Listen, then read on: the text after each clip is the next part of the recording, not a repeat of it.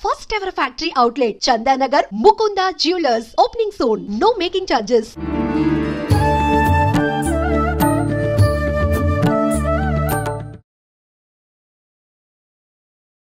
నమస్కారం, welcome to I dream. ధర్మ మార్గం విత్ విజిత కార్యక్రమానికి స్వాగతం.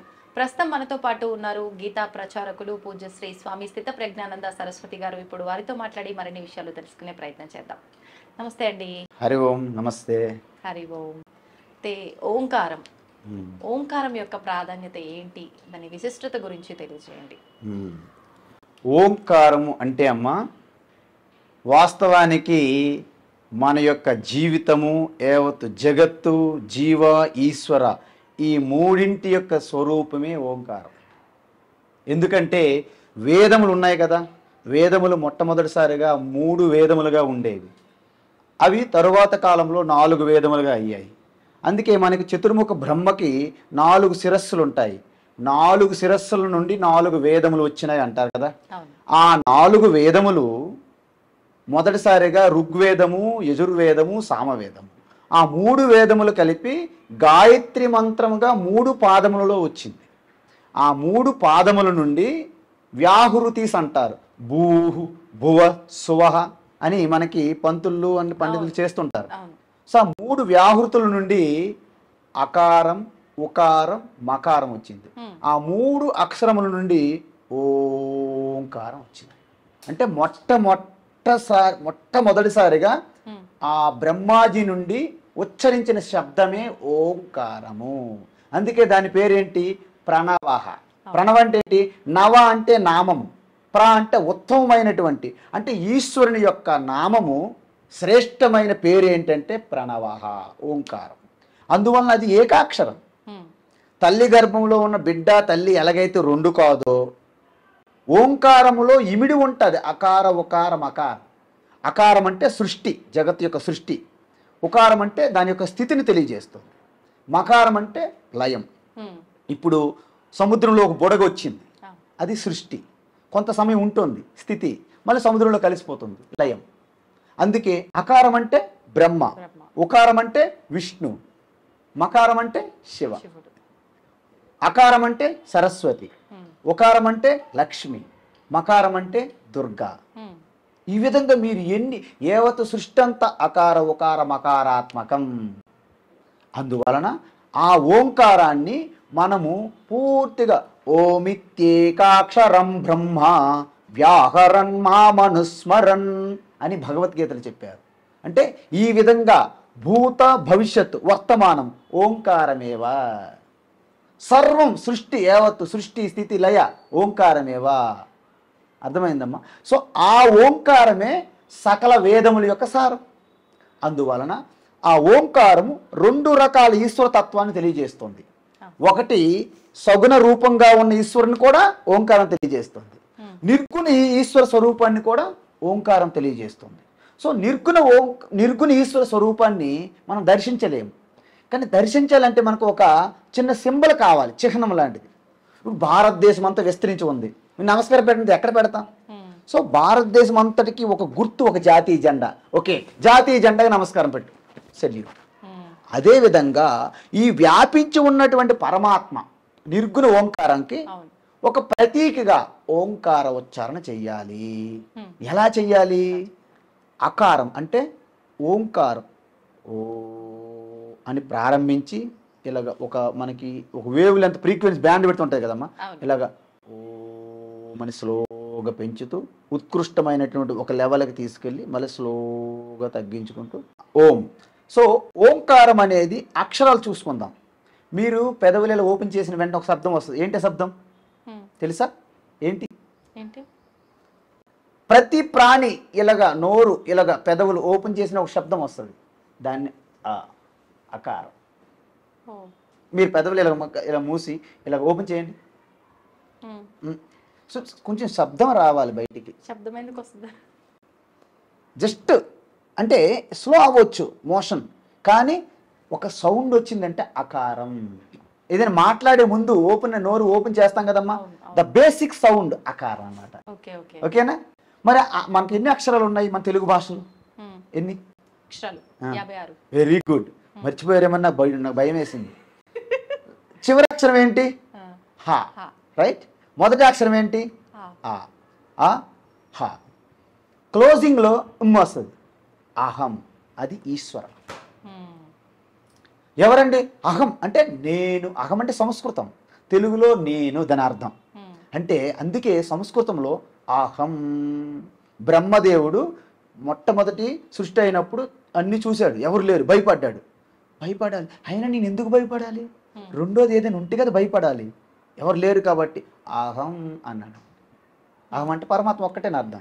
అహం బ్రహ్మాస్మి అదనమాట. అహం అన్న బ్రహ్మన్న ఒకటే, నేనే బ్రహ్మ అయి ఉన్నాను, అహం బ్రహ్మాస్మి. మన సినిమాలో బాగా చూస్తాం, ఆయన దిగుతాడు అహం బ్రహ్మాస్మి. ఈ సీరియల్ ఉంటాయి చూడండి, హరహర మహాదేవులు అన్నింటిలో మీరు చూసి ఉంటారు, అంతే కదా. సో ఇలాగనమాట. అందువలన ఆ శుద్ధమైన అధిష్టానంలో ఉన్నటువంటి అహం అదే పరమాత్మ. ఓకేనా? ఆ అహం అన్న ఓం అన్న ఒక్కటే. ఇప్పుడు చూసారా, ఓంకారం కిన్ని, అహం కిన్ని, బ్రహ్మకి మూడింటికి లైన్ అయ్యిందా? అహమన్న, ఓమన్న, బ్రహ్మన్న, విష్ణున్న, శివన్న, దానికి ఆత్మ అంటారు. ఆత్మ. అందుకే ఆత్మ ఎక్కడ బయట ఉంటుంది, లోపల ఉంటుందా? లోపల ఉంటుంది. లోపలే కాదు, బయట లోపల ఉంటుంది. బయట లోపల ఉంటే ఉండదు. యాక్చువల్లీ మీ ముందే చెప్పాను, ఆకాశములు. ఇప్పుడు ఈ గది ఉంది కదమ్మా, ఈ గదిలో ఆకాశం ఉందా, బయట ఉందా ఆకాశం? చెప్పండి.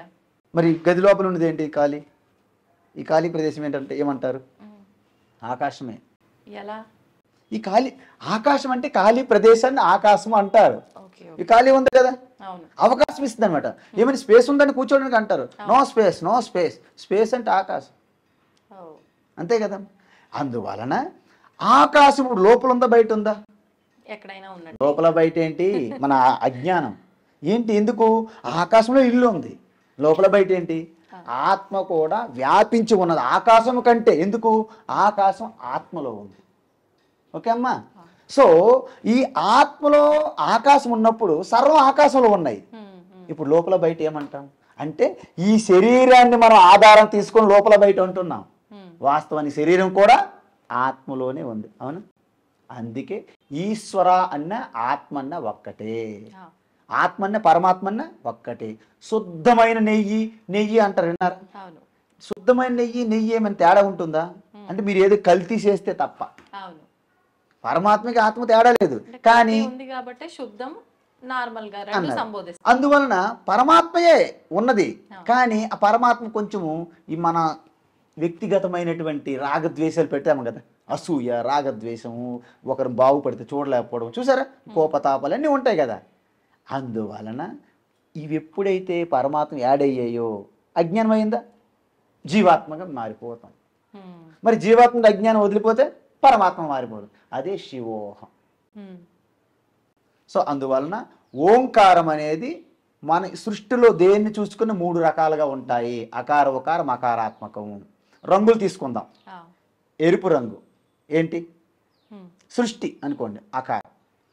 తెలుపు రంగు ఉకారం, నలుపు రంగు మకారం. మకారం చెప్పాను కదమ్మా. సో ఈ విధంగా మనం చూసుకుంటే ఈ భూమి సృష్టి అనుకుందాం, లేకపోతే తెలుపు రంగు అనుకుందాం. సూర్యుడు ఎరుపు రంగు అనుకుందాం, చంద్రమ నలుపు రంగు. లేకపోతే భూమి నలుపు రంగు తీసుకోండి, చంద్రుడు తెలుపు తీసుకోండి, సూర్యుడు రెడ్. మూడు రంగులు వచ్చాయా? సో అందువలన సృష్టిలో ఉన్నది ప్రతి ఒక్కటి అగ్ని, నీరు, భూమి. అదేవిధంగా భూలోకము, అంతరిక్షలోకము, స్వర్గలోకము, ఇవన్నీ కూడా ఓంకారమే. అందుకే వేదంలో ఏం చెప్పారు?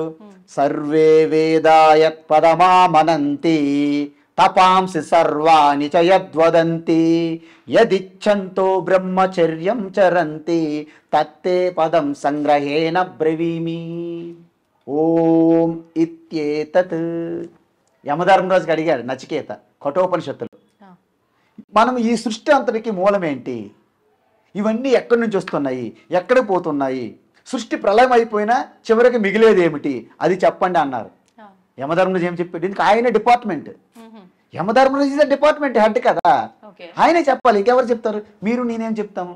విజిత గారు ఏమా ఆవిడ చనిపోతే ఆయన ఏమవుతారు చెప్పండి, మీకు ఎలా తెలుసు? మీరు మృత్యుదేవత కాదు కదా. Yamadharmaraju is the right person, right? Yamadharmaraju కూడా నిమిత్త మాత్రుడు కాదా? అంటే ఆయన భగవంతుడు ఏది చేయమంటే అది చేసే ఒక, మన భాషలో చెప్పాలంటే ఉద్యోగి అన్నట్టుగా. Wonderful wonderful. అది అలాగ అడుగుతుంటా, నేను చెప్తుంటా. వాస్తవానికి ఈ విశ్వము, ఈ ప్రపంచము, సృష్టి విశ్వమంతా కూడా ఒక ప్రభుత్వం అనుకుంటే దాంట్లో ఒక మంత్రి యమధర్మరాజు. ఆయన డిపార్ట్మెంట్ ఏంటి? న్యాయము, అంటే లా అండ్ ఆర్డర్. జడ్జి మాదిరిగా లా అండ్ ఆర్డర్. ఇప్పుడు లా అండ్ ఆర్డర్ చూసారా? ఎవరి మీద అయితే మనకు పడదో వాళ్ళ మీద కేసులు పెట్టి లోపలేసేస్తున్నారా? ఈ టైప్ ఆఫ్ లా ఆర్డర్ కాదు, లా అండ్ ఆర్డర్ కాదు.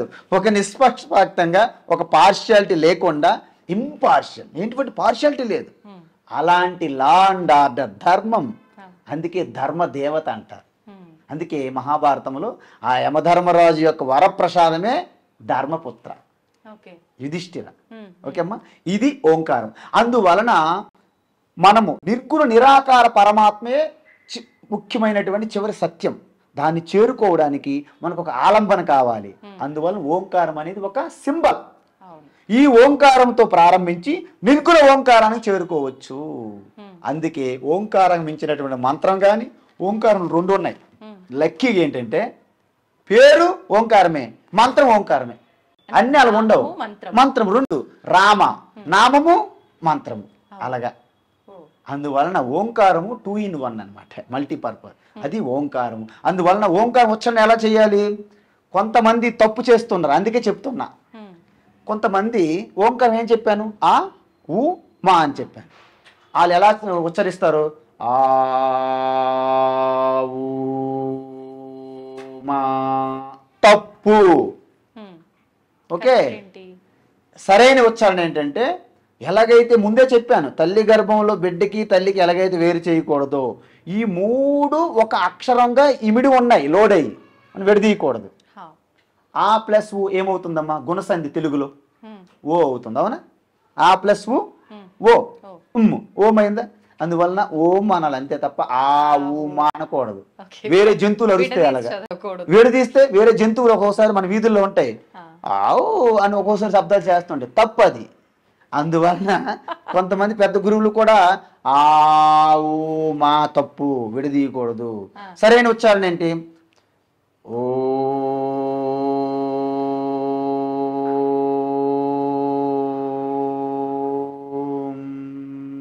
అంటే అంటే స్టార్టింగ్లో అలాగా ప్రారంభించి ఒక లెంత్, ఉత్కృష్టమైన లెంత్కి వెళ్ళి మళ్ళీ స్లోగా లాగాలి. ఆ ఊ మా. ఆ అంటే స్టార్టింగ్, ప్రారంభం, సృష్టి, స్థితి ఊ, మళ్ళీ లయం మా. అందుకే దాంట్లో మీరు అన్నీ చూడవచ్చును.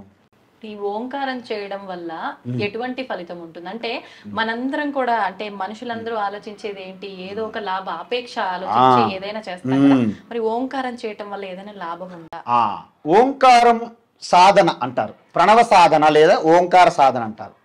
ఓంకార సాధన చేస్తూ నేనేదైతే ఓంకారం ఏ విధంగా ఉచ్చరించాలని చెప్పామో అంత పవిత్రతతో, అంత శౌచముతో, శుభ్రతతో మీరు చాలా నిక్కచ్చిగా, నిష్ఠతో ఓంకార సాధన చేస్తే దీంట్లో 2 రకాలు ఉన్నాయి. కొంతమంది కోరికలతో చేస్తారు, కొంతమంది నా ఆధ్యాత్మిక వృద్ధి, నా అంతఃకరణ శుద్ధం కావాలి, నాకు ఏకాగ్రత కావాలి, కాబట్టి నాకు ఆత్మజ్ఞానంతో నాకు మోక్షం కావాలి అనుకునే వాళ్ళు రేరుగా ఉంటారు. వారు ఓంకారం ఎటువంటి కోరిక లేకుండా సాధన చేస్తారనమాట. ఎలా చెయ్యాలి? డౌట్ అండి, మీరు చెప్పిన రెండిట్లో ఒకటేమో ఆత్మ సాధన కోసం, మోక్షం కోసం అని చెప్పన్నారు, ఇంకోటేమో కోరికలు అన్నారు. కోరికలు తీర్చి, ఇది కోరుకోవడం కూడా కోరికే కదా. ఏది కోరుకోవడం? మోక్షం రావాలి అని చెప్పి. వండర్ఫుల్. ఇది అలాగ అడగాలి. అంటే నాకు మోక్షం రావాలని ఎప్పుడు కోరుకుంటారంటే, నేను బంధనములో ఉన్నాను కాబట్టి మోక్షం రావాలని కోరుకుంటారు. ఓకేనా? నేను ఎప్పుడైతే జైల్లో ఉన్నానో, చెంచలగూడ జైల్లో నేను ఉన్నాను, నాకు బెయిల్ కావాలి. మీరు బయట ఉన్నారు, మీకెందుకు బెయిల్? అందువలన నేను ఎప్పుడైతే సంసారిని బంధనంలో ఉన్నానని భావిస్తున్నానో నాకు మోక్షం వైపు కోరిక కావాలి. కానీ ఒక గృహస్థుగా ఉండి రెస్పాన్సిబిలిటీస్ అన్ని వ్యవహరించాల్సిన ఆ ధర్మంలో ఉన్నప్పుడు మళ్ళీ మోక్షం కావాలి అంటే వీటి నుంచి విముక్తి పొందడం కదా, అది కరెక్ట్ అయిన బాధ్యత అంటారా? కరెక్టే అంటారా? గృహస్థ అనేది ఒక కర్తవ్యం, ఒక బాధ్యత. ఆ బాధ్యత చేస్తూ అసలు మానవ జన్మ యొక్క లక్ష్యం ఏమిటి, గమ్యం ఏమిటి అంటే, మానవ జన్మ యొక్క గమ్యం ఏంటంటే మానవత్వము నుండి మాధవత్వం పొందడమే మన యొక్క లక్ష్యం. కేవలం మనిషిగా ఉంటూ మనము పెళ్లి చేసుకొని సంపాదన చేస్తూ వాళ్ళు పెళ్లి చేసి మనం ఇలా భూమిలో కలిసిపోవడం, దానికి మానవ జన్మ అక్కర్లేదు. మానవ జన్మ మీరు సాధించింది ఏమిటి? నిద్ర, ఆహారము, ఏవో భోగాలు, ఇవన్నీ మిగతా జంతువులు క్రిమి కీటకాలు కూడా పొందుతున్నాయి. మీకు చిన్న ఉదాహరణ, ఒకసారి వ్యాస మహర్షి అరణ్యములో సంధ్యావందనాది కార్యక్రమం చేసి వెళ్ళిపోతున్నారంట. ఒక రోడ్డు రహదారిలో వెంటనే ఒక్కసారి ఒక కీటకం ఉంది, ఈగ, ఒక కీటకం లాంటి క్రిమి చాలా స్పీడ్గా వెళ్తుందట రోడ్డు దాటి. వెంటనే వ్యాస మహర్షి చూశాడు, బా ఏంటి ఇంత స్పీడ్ వేగంగా వెళ్తున్నది అని తన తపశ్శక్తితో ఆ యొక్క కీటకానికి మాట్లాడే శక్తి ఇచ్చాడు. ఇచ్చి అడిగారు, ఏమి కీటకం గారు ఇంత స్పీడ్గా ఇంత వేగంగా వెళ్ళడానికి కారణం ఏంటి? అయితే అన్నారంట, కృష్ణార్జునుల రథము వస్తుందట ఆ దారిలో, ఆ స్పీడ్కి నేను ఒకవేళ ఆ రథం కింద పడిపోయి ఎలాగైతే మరణిస్తున్నాను భయంతో నేను చాలా వేగంగా వచ్చాను మహర్షి అన్నది. మేమందరం ఉన్నాము, మాగలేని భయము, నీవు కీటకాన్ని నీకు ఎందుకు అంత బాధ, నీకు చనిపోతే ఏంటి నష్టం అన్నారట. అయ్యయ్యో ఎంత మాట అన్నారు, మాకు భార్య బిడ్డలు ఉన్నారు, మాకు ఇంద్రియములు ఉన్నాయి, మాకు సుఖాలు ఉన్నాయి, మీరే సుఖాలు పొందుతారు, మేము అవే సుఖాలు పొందుతున్నాం, అందువలన మా సంసారం మాకు ఉన్నది అని చెప్పిందంట కీటకం. అందువల్ల దీన్ని బట్టి మనకేమర్థమైంది, మీరు చెప్పిన కోరికలు, నేను గృహస్థులని, నీ పిల్లలు పెళ్లి చేయాలి, మా అబ్బాయి ఉద్యోగం కావాలి, మా అమ్మాయికి పెళ్లి కావాలి, మేము కొత్త ఇల్లు కట్టుకోవాలి, మేము కొత్త వెంచర్లు వేయాలి, ఇవన్నీ ఈ భోగాల కోసమే కదా. ఈ భోగాల కోసం మానవజనం అక్కర్లేదంట. జంతువులు కూడా బ్రహ్మాండమైన భోగాలు సుఖాలు అనుభవిస్తున్నాయి, క్రిమి కీటకాలు కూడా అనుభవిస్తున్నాయి. కాబట్టి మానవ జన్మ ఈ భోగాలకి సుఖాలకి కోరికల కోసం కాదు, కేవలము పరమాత్మ స్వరూపములోను మళ్ళీ లయమవడానికే ఉన్నది. అందుకే మానవత్వం నుండి మాధవత్వం పొందడానికి, నర నుండి నారాయణగా పరిణితి చెందడానికి. ఎలా సాధ్యపడుతుంది అంటారు? అది ఎలా సాధ్యం పడాలంటే ఆల్రెడీ మీరు నారాయణ స్వరూపం అయి ఉన్నారు, plus Narayana plus extra things. మీరు బంగారం గనుల్లో మీరు ఎప్పుడైనా చదవండి, ఆ కోలారు ఎక్కడ బంగారం గనులు ఉంటాయి కదా మైన్స్లోన, బంగారం ఉంటుంది, బంగారం ప్లస్ సమ్ డస్ట్, అనేక రకాల డస్ట్ యాడ్ ఉంటుంది. ఇప్పుడు బంగారంగా మారాలంటే ఏం చేయాలి? ఆ బంగారంతో పాటు ఉన్నవన్నీ శుద్ధి చెయ్యాలి. నేను నారాయణగా మారాలంటే ఏం చేయాలి? నారాయణ ప్లస్ కామ క్రోధ లోభ మోహ మదమాశ్చర్యాలు ఉన్నాయి కదా, అవన్నీ జారిపోతే నారాయణగా మిగిలిపోతాం మనం. కానీ అంటారు కదా, అన్ని ప్రాణులకు లేని జ్ఞానం మనుషులకే ఉంది, కానీ అన్నిటి నుంచి బయటపడాలంటే మనుషులకే కష్టం అవుతుంది. వాటి నుంచి బయట పడాలనుకుంటాం కానీ పడలేము, అనుకున్నా కాసేపే కానీ మళ్ళీ రిపీట్ అన్ని. ఇక్కడ విషయం ఏంటంటే ప్రతి జీవి ఏ విధంగా ఈ శరీరం పొందిందనే సీక్రెట్ మీకు తెలియాలి. మనం అనేక జన్మల అనాది కాలంగా పరమాత్మ స్వరూపం నుండి వచ్చాము. ఎలా వచ్చామంటే, సముద్రము నీరు ఎలాగైతే వేడికి బాష్పీకరణం చెంది ఎలాగైతే మేఘావృతమయ్యి మళ్ళీ వర్షాలుగా మారి మళ్ళీ ఎలాగైతే నదులుగా మళ్ళీ ప్రవహించి మళ్ళీ ఎలాగైతే సముద్రంలో కలుస్తున్నదో, ఈ ప్రాణులన్నీ కూడా పరమాత్మ స్వరూపం నుండే విస్ఫులింగాహ, ఎలాగైతే అగ్గి నుండి నిప్పురవ్వలు వస్తాయో అలా వచ్చాయి కదా. అందువలన మనము ఈ శరీరాన్ని పొందడానికి మన పూర్వజన్మ ఉన్నటువంటి ఆ కర్మలు ఏవైతే చేశామో ఆ కర్మలు పుణ్య పాపం రెండుగా ఉంటాయి.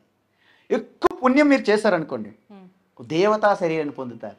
అందువలన మీరు కర్తగా మీకు పాపం మరి ఉండదు అక్కడ అనుభవించడానికి. మీరు పాపం సంపాదించలేరు కూడా, పుణ్యం కూడా సంపాదించలేరు. దేవతగా ఉన్నారు కదా, దేవతలు పుణ్య పాపాలు సంపాదించరు, కేవలం పుణ్యాన్ని అనుభవిస్తారు భోగాలుగా. ఎంతవరకు? ఆ పుణ్యం అంతా ఖర్చు అయిపోయినంత వరకు దేవతగా ఉంటారు మీరు. ఆ పుణ్యం ఖర్చు అయిపోయింది అనుకోండి మళ్ళీ కిందకి తోస్తారు. ఎందుకు? సంచిత కర్మలో నెక్స్ట్ ఏమిటి, వాట్ నెక్స్ట్ అంటారు. అప్పుడు మళ్ళీ పుణ్యం పాపం ఉందనుకో మళ్ళీ టాలీ చేస్తారు. మళ్ళీ టాలీ చేసి ఓకే రెండు ఉన్నాయండి, మానవ లోకంలో తోసే అంటారు. లేకపోతే ఎక్కువ పాపి అండి అంటే పాపి అయితే కిమి కీటకము జంతువు అనేకమైన పాపం జన్మ. సో ఇవన్నిటికీ ఒక మ్యాచింగ్ ఉంది, బ్యాలెన్సింగ్ అనమాట. ఓకేనా? అందువలన ఒక్క మనిషి జన్మలోనే మీరు పుణ్యాన్ని సంపాదించగలుగుతారు, పాపాన్ని సంపాదించగలుగుతారు. అందువలన దీన్ని ప్రారబ్ధ కర్మ అంటారు శరీరాన్ని. అంటే శరీరాన్ని వాడుకొని మీరు మరింత పుణ్యం చేశారనుకోండి, ఓకే, అంటే పుణ్యం ఎలా చేస్తారు? దాన ధర్మములు, పంచమహాయజ్ఞాలు, పూజించడము, దేవీ దేవత ఉపాసన, కర్మయోగము, తోటి ప్రాణులకి తోటి మనుషులకి సహాయం చేయడము, కరుణ, దయ, పరోపకారం అని చేయడం. సో ధర్మాన్ని ఆచరించడం. సో మనకి ఈ పూర్వజన్మ కర్మలన్నిటికీ కర్మఫలం ఉంటుంది కదమ్మా, దాన్ని సంచిత కర్మ అంటారు. సో సంచిత కర్మ నుండే ఈ జీవరాశులన్నీ కూడా వస్తుంటాయి. వాటికి ఏ విధంగా ఆ కర్మ ఫలాన్ని అనుభవించాలి, క్షయం అవ్వాలి, దానికి అనుగుణంగా శరీరాలు వస్తాయి. సో ఎక్కువ పుణ్యము ఉత్తమమైనటువంటి లోకాలలో ఉన్న దేవీ దేవతలుగా, మిశ్రమము మానవ లోకములో, ఇంకా హీనమైనటువంటి పాపం ఎక్కువ క్రిమి కీటకాలు అలాంటి శరీరాలు పొందుతారు. అందువలన మానవ జన్మ పొందాము అంటే మీకు కొంత స్వేచ్ఛ ఉన్నది. 50-50 అంటారు మనకి. కౌన్ బనేగా కరోడుపతి, ఇక్కడ కౌన్ బనేగా మోక్షపతి అనమాట. అంటే ఏంటి, మనకి 50% మన స్వేచ్ఛ ఉంది, 50% ప్రకృతి రూపంగా ఈశ్వర చేతిలో ఉన్నది. మీరు ఈవేళ ఇంటర్వ్యూకి రావాలనుకున్నారు, మధ్యలో ట్రాఫిక్ జామ్ ఇరుక్కున్నారు, మీరు రాలేరు. సో అది ప్రారంధం, మీకు ఈశ్వరుడు సహకరించలేదన్నమాట. మీ ప్రయత్నం చేశారు, కానీ మన ప్రయత్నం చేస్తుండాలి, ప్రకృతి అంతా సహకరించాలి. అప్పుడే మీరు విజయం సాధిస్తుంటారు ప్రతి టాస్క్ ఏదైనా. కానీ ఇప్పుడు మీరు మానవ జన్మ శరీరం పొందారు, పొంది అప్పుడు ఏం చేయాలి, వాస్తవానికి మీ పరమాత్మ స్వరూపులే, కానీ మీ శరీరంకి నేను పరిమితం అయ్యి ఉన్నాను, ఐ ఆమ్ దిస్ బాడీ అనే భావన వచ్చింది. ఆ భావన మీ మనసులో కలిగింది. ఫస్ట్ మీ శరీరం కంటే మీ మనసులో కలుగుతుంది. మనసులో నేను శరీరం అనగానే శరీరం కలుగుతుంది, లేకపోతే శరీరం అనే ధ్యాసే మనకు ఉండదు. నేను నాది అనే భావన, ఈ శరీరమే నేను అనే భావన శరీరం కంటే ముందు మనసులో కలుగుతుంది. అందుకే body is nothing but is idea in your mind అంటారు. Body is nothing but it is an idea in your mind. Then what is the mind? Mind is just a flow of thoughts, శృంఖలంగా ఉన్నటువంటి ఆలోచనలు. అవి లేకపోతే mind is dead అంటారు. Mind is no mind. అంటే mind ఎప్పుడైతే పూర్తిగా ఉండకంట ఉంటుందో, అంటే నాశనం చేయక్కర్లేదు, దాంట్లో ప్రవాహం ఆపగలిగితే అప్పుడు no mind. Then what happened? అహం స్వరూపంగా మారిపోతుంది. మీకు ఇంతకుముందు చాలాసార్లు చెప్పుంటాను, ఉప్పు బొమ్మ సముద్రంలోకి వెళ్ళి సముద్రంగా మారిపోయినట్టుగా అహం అనే నేను సంకుచితంగా ఉన్నానని, నేనే వ్యక్తిగా ఉన్నానని నేను అండపిండ బ్రహ్మాండం అంతా వ్యాపించి ఉన్నటువంటి ఆ శివస్వరూపంగా మారిపోతారు అన్నమాట. దట్ ఈస్ కాల్డ్ శివోహం. అంతేగాని నేను ఈ శరీరంతో శివ కాదు, మహా అయితే శవం అవుతాం టైం వస్తే. శరీరం శాశ్వతం కాదు, అది దీంట్లో రెండు ఉన్నాయి. ఒకటి మారిపోతుంది, పుడుతుంది, ఉంటుంది, పోతుంది, పుడుతుంది, ఉంటుంది, పోతుంది, ఈ సైకిల్గా ఉన్నటువంటి ప్రకృతి ఒకటి ఉంది. దీనికి పుట్టినప్పుడు చూస్తుంది, ఉంటున్నప్పుడు చూస్తుంది, పోయినప్పుడు కూడా చూస్తుంది, మిగిలిపోతుంది. దాన్ని సాక్షి శివ. అందుకే ఈ వస్తుంది పోతుంది దాన్ని పార్వతి అంటారు. నిత్యము శాశ్వతంగా ఉండేదాన్ని శివ అంటారు. ఈ రెండు కలిపి ఏమైంది? శివశక్తి. ఇది శివశక్తే. సృష్టిలో మీరు ఎక్కడ టచ్ చేసిన శివశక్తి. అందుకే మన చంద్రయాన్ 3లో మన మన మన భారతదేశం నుంచి ఏదైతే గ్రహం అక్కడ మనకి ఆ స్థానంలో పెట్టారో దానిని శివశక్తి అని పేరు పెట్టారు. చంద్రమండలం మన యొక్క పాయింట్ శివశక్తి అని పెట్టారు ప్రధానమంత్రి గారు. సో అందువలన ఏవత్ బ్రహ్మాండమంతా శివశక్తియే. మీ శరీరము, ఈవెన్ తలుపు, ఈ door, do you think that door అంటే జీవం లేని ఒక వస్తువు కదా. ఇప్పుడు రైట్ పాయింట్ అడిగారు. జీవము అంటే ప్రాణం, ప్రాణశక్తి, ఇట్స్ ఎనర్జీ. ద ప్రాణము కూడా ప్రకృతియే. ఓకే, ప్రకృతి unmanifested in the door, that is manifested in you. అర్థమైందమ్మా? కానీ ఒకటి గుర్తుంచుకోండి, ప్రాణం అనేది సాఫ్ట్వేర్ లాంటిది, ఈ శరీరం అనేది హార్డ్వేర్ లాంటిది. ఈ రెండింటికి వెనకుండా నడిపిస్తున్నది చైతన్యం, ఆత్మ, అది పరమాత్మ. అందువలన డోర్లో ప్రాణశక్తి, ఈ స్థూలంగా ఉన్నటువంటి రెండు శక్తులు ఉన్నాయి, కానీ ప్రాణశక్తి అవ్యక్తంగా ఉంది. డోర్లో మీలో వ్యక్తమైంది, దీంట్లో అవ్యక్తం, మనలో వ్యక్తమైంది. దీంట్లో కూడా ప్రాణశక్తి వ్యక్తమైంది అనుకోండి, ఏ స్వామి getup, I cannot hold you అని ఇది ఈ చైర్ కూడా పారిపోతుంటుంది. పట్టుకొని ఎలాడుతుండాలి చైర్ని, మనం ఉండండి, కాసేపు ఉండండి, మాట్లాడాలి, ఉండండి అనాలి చైర్కి. కానీ దీనిలో ప్రాణశక్తి వ్యక్తం కాలేదు. దాని అర్థం లేదని కాదు. ఎందుకు చెప్పనా? పాలులో మనం చూస్తే వెన్న మీకు కనిపిస్తుందా? లేదు. కానీ పాలులో వెన్న ఉంటుందా ఉండదా అని మీరు చూడడం లేదని లేనట్టు లెక్క ఉంటుంది. నీళ్ళు, ఒక గ్లాసు నీరు తీసుకురమ్మంటాను, దాంట్లో కొంత ఉప్పు వేస్తా, కలుపుతాం, ఉప్పు కరిగిపోయింది. ఇలా చూస్తే మీకు ఉప్పు కనిపిస్తుందా? కనిపించదు. కానీ ఆ నీటిలో ఉప్పు ఉందా లేదా ఎలా తెలుస్తుంది? కలిపాం కాబట్టి. కలిపాం కాదు, మీరు కలిపినట్టు చూడలేదు. టేస్ట్ చేస్తుంది. చూసారా, ఆ టేస్ట్ గురించి చెప్పాలి. అంటే చూసేది కాదు, అబ్బా ఉప్పు అంటాం. అదేవిధంగా దీంట్లో కూడా ప్రాణశక్తి అవ్యక్తంగా ఉన్నది, ఆత్మ ఉన్నది. అంటే పరమాత్మ ఆత్మ అంటే కేవలం మాట్లాడడమే కాదు, ఉనికిగా ఉన్నది. ఉంది, చైర్ ఉందా, టేబుల్ ఉందా, మీరు ఉంది, నేను ఉంది, టేబుల్ ఉంది, చైర్ ఉంది. ఈ ఉంది అంటే అన్నిటి కామన్గా అది పరమాత్మ. కాబట్టి మానవ జన్మ రావడం చాలా దుర్లభం అన్నారు. అందుకే తెలియనిది ఏదో ఉంది అక్కడ అని అంటే ఖచ్చితంగా అది పరమాత్మ ఉంది. మీ నా లోపల పరమాత్మ చూడండి, మీరు శరీరం ధ్యాస విడిచిపెట్టండి, ఫస్ట్ మీ కళ్ళు మూసుకోండి, ప్రపంచం ఏమైంది? మాయమైంది. ఒకవేళ మీరు ఆరోగ్యంగా ఎక్సలెంట్గా ఉన్నారనుకోండి, మీ శరీరం మీద ధ్యాస కూడా ఉండదు. ఫుట్బాల్ ప్లేయర్స్ ఏదైనా టెన్షన్లో శరీరం గురించి ఆ ధ్యాసే ఉండదు మనకి. ఎందుకు? మనసు లెవెల్కి వెళ్ళిపోయాం మనం. అందువలన శరీరంను ధ్యాస విడిచిపెట్టండి, మనసును వాచ్ చేయండి, పరికించండి, మనసులోకి తొంగి చూడండి. మనసులోకి మనం ఒకసారి తొంగి చూస్తే మనసులో ఏం జరుగుతుందని అలా పైకి వస్తాయి. ఎలాగైతే నీటి లోపల ఉన్నటువంటి ఆ మురికి ఎలాగైతే పైకి వస్తే కలిపితే ఆ మనసులో అలాగ చెడు ఆలోచనలు అన్నీ వచ్చేస్తాయి అన్నమాట. అలా వచ్చి అలా పోతాయి అన్నమాట. మనసు శుద్ధమైపోతుంది. శుద్ధమైన మనసు ఏమవుతుంది?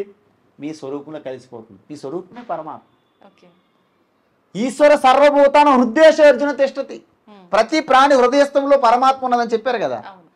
దాన్ని దర్శించనిది ఎలా చెప్పాలి అంటే, ప్రతి బల్బు వెలుగుతుందా, దాని వెనక కరెంటు ఉన్నదని అర్థం. ఫిలమెంటు బల్బు ఉన్నాయి, కానీ వెనకున్న శక్తి గురించి మాట్లాడుతున్నాను నేను. మీ శరీరం అనేది బల్బు, మీ మనస్సు అనేది ఫిలమెంట్. ఆ ఫిలమెంట్ వెలగడానికి ఒక చైతన్యం ఉంది. ఆ చైతన్యమే చిదానంద రూప శివ. అది మీ ఒరిజినల్. అది పోయేది కాదు, వచ్చేది కాదు. బాడీ పోతుంది. ఏముంది? After 10-15 years you cannot be like this. You are like a old lady and wrinkles and white hair. You cannot be sitting to ask the questions. You no more anchor. Nobody will like you as anchor. Even though you are wisdom, you have a lot of knowledge, because this body is impermanent. అది నా ఉద్దేశం, ఇంకేం కాదు. శరీరం శాశ్వతం కాదు. అదే అందుకే ఈ శరీరము తల్లి గర్భం నుండి వచ్చినప్పుడు ఎంత ఉంది, ఇప్పుడు ఎంత ఉంది?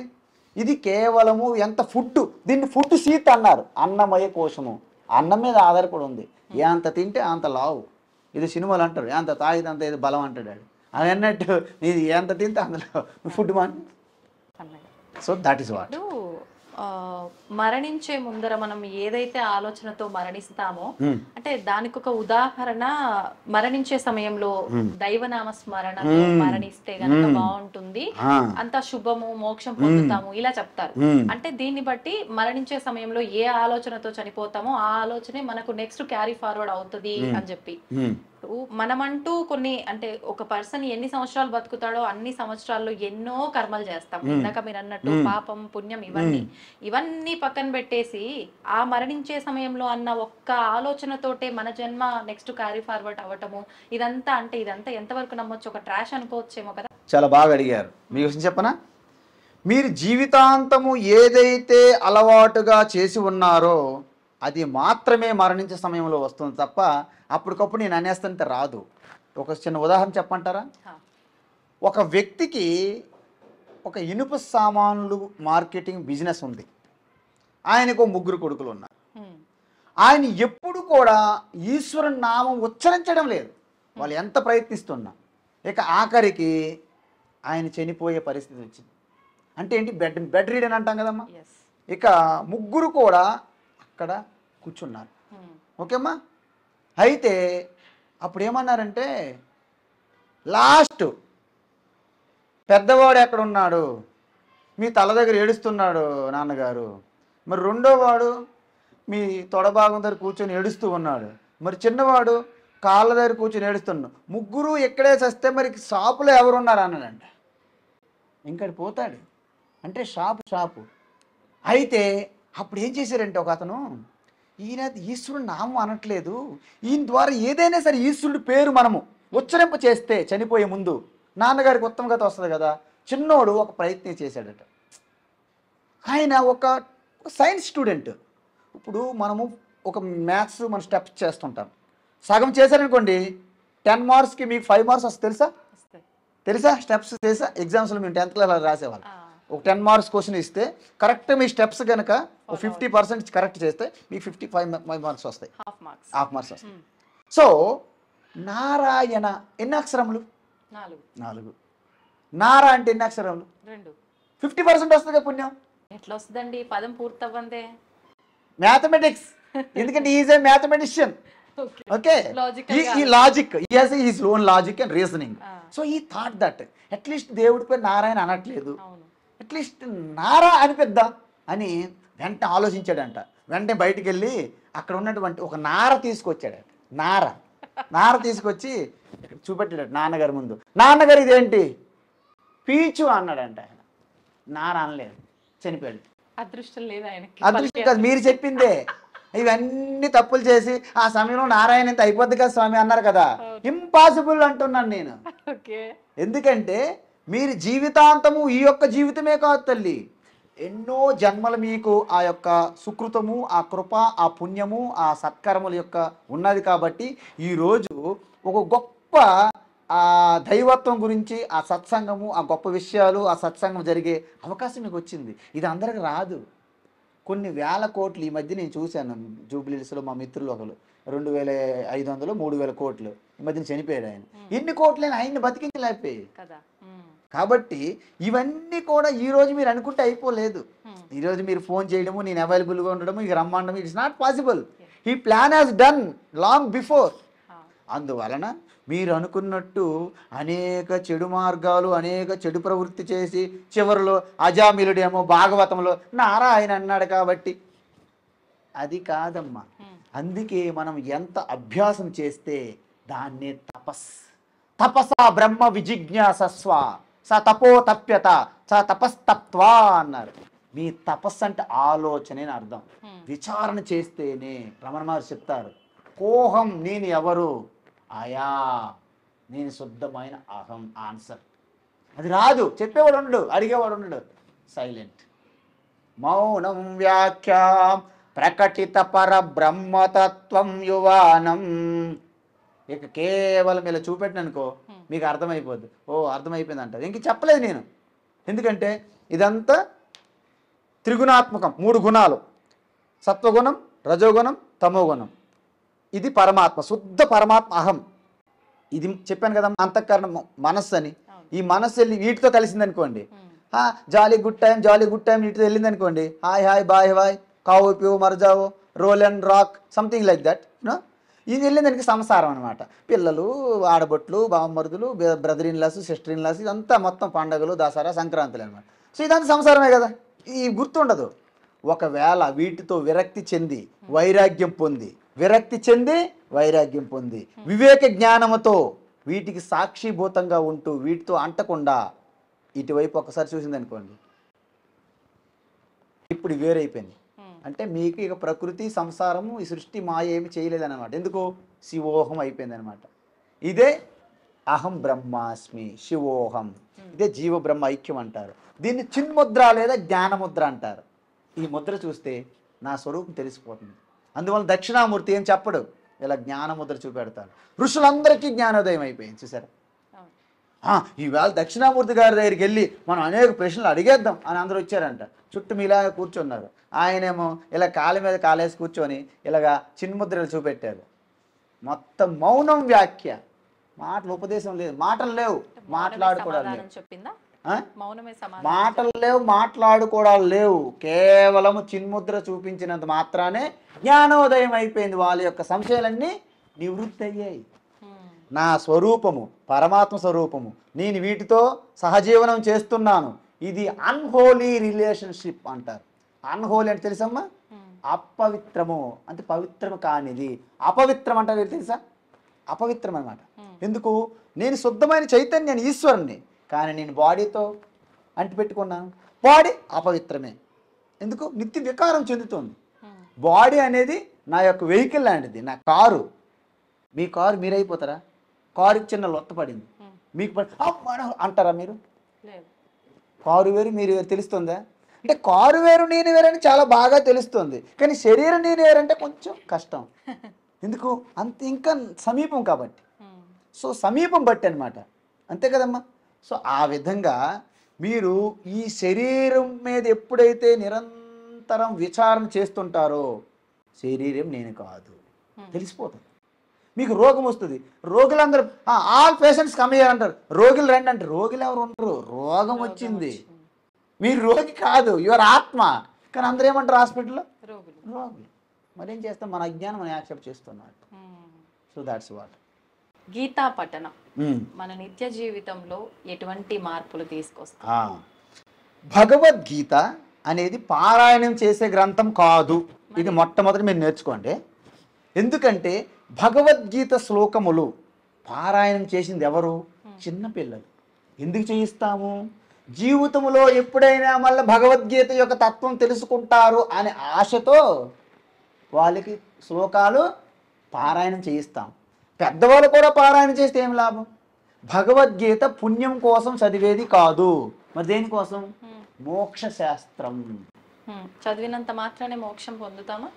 చదివినంత మాత్రాన మోక్షం పొందరు. భగవద్గీత ఏం చెప్తుందంటే, Bhagavad Gita is not telling what you have. నీకు ఏమున్నది ఎంత ఉన్నదని భగవద్గీత సంబంధం లేదు. నువ్వెవరవని చెప్తుంది. నువ్వెవరవని చెప్పేటప్పుడు భగవద్గీత ఏం చెప్తుంది? You are not a simple, you are like అనంత ఐశ్వర్యం కలిగినటువంటి ఈశ్వర స్వరూపాన్ని నువ్వు అని అర్థం చూపెడుతుంది. అర్థంలో ఎలాగైతే స్పష్టంగా మనం చూసి మన బొట్టు పెట్టుకుంటామో అలా స్పష్టంగా భగవద్గీత మీకు మిర్రర్ చూపెడుతుంది. అందువలన ఆ మిర్రర్లో మేము చూసుకుంటాం, అబ్బా ఇక్కడ బ్లాక్ స్పాట్ ఉంది, ఇక్కడ బ్లాక్ స్పాట్ ఉంది. బ్లాక్ స్పాట్లు అంటే ఏంటి? ఈ రాగద్వేష అజ్ఞానం. ఈ ఏలాడుతున్నాం కదా, ఈ తల్లిదండ్రులు పిల్లలు ఇవంతా భ్రమ. ఎవరికి ఎవరు అంత పరమాత్మ స్వరూపులే. వాళ్ళు టెంపరీగా వాళ్ళ ద్వారా మీరు వచ్చారు, మీ ద్వారా వస్తారు. ఇదంతా ఈశ్వర ప్లాన్, డివైన్ ప్లాన్. అందువలన అందుకే మనకి ఎక్కడ ప్రమాదం వస్తుంది? పిల్లలు మా వల్ల పిల్లలు వచ్చారు కాబట్టి వీళ్ళు మా వాళ్ళు, మా చెప్పు చేతిలో ఉండాలి. మేము చదివించాను, నేను పెళ్లి చేశాను, నేను చెప్పిన వాళ్ళకి మీరు పెళ్లి చేసి. చూసారా ఈ కమాండింగ్ అటాచ్మెంట్? లవ్ అంటే ప్రేమ పేరుతో తల్లిదండ్రులు కూడా మోహంలో పడిపోతారు, రాగంలో పడిపోతారు. వాళ్ళు ఎప్పుడైతే రిజెక్ట్ చేస్తారో తల్లిదండ్రులు కుమిలిపోతుంటారు. ఇప్పుడు ఇదంతా ఈశ్వరుడి క్రియేషన్ అన్నారు కదా, అంటే నేను నాది అనుకుంటున్నాం మనం, నా పిల్లలు, నా భర్త, నా తల్లి అనుకుంటున్నాం అని చెప్పి. అలా అనుకోకుండా ఇదంతా భగవంతుడి క్రియేషన్ అని అనుకోవాలంటే ఎందుకు ఒక కుటుంబ వ్యవస్థను ఏర్పరిచాడు మరి భగవంతుడు? నేను నాది అనే ఒక భావన ఖచ్చితంగా కలుగుతుంది కదా ఈ కుటుంబ వ్యవస్థ. కుటుంబ వ్యవస్థ భగవంతుడు ఏర్పరచలేదు, మనము ఆ దేశకాల పరిస్థితుల్లో మనం చేసుకున్నవి. ఇవన్నీ మనం ఏర్పరచుకున్నాం. ఎందుకు?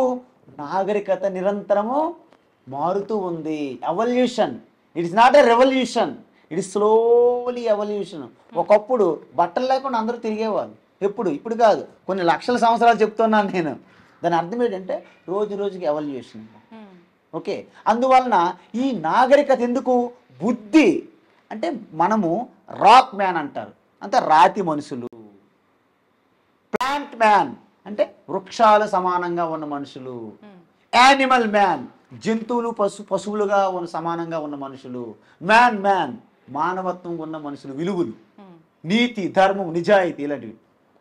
గాడ్ మ్యాన్ నెక్స్ట్ స్టెప్ అంటే పరమాత్మ స్వరూపతత్వం అన్నమాట. అప్పుడేంటి? యావత్ సృష్టి అంతా నా కుటుంబమే, నాకంటే భిన్నంగా ఎవరూ లేరు, అంతా పరమాత్మ స్వరూపమే. ఎందుకు? భూమి, నీరు, అగ్ని, వాయువు, ఆకాశం, సూర్య, చంద్ర, నక్షత్రాలు సేవత్ పరమాత్మ స్వరూపమే. పరమాత్మ లేకుంటే ఏమి లేదు అసలు. ఎలాగా?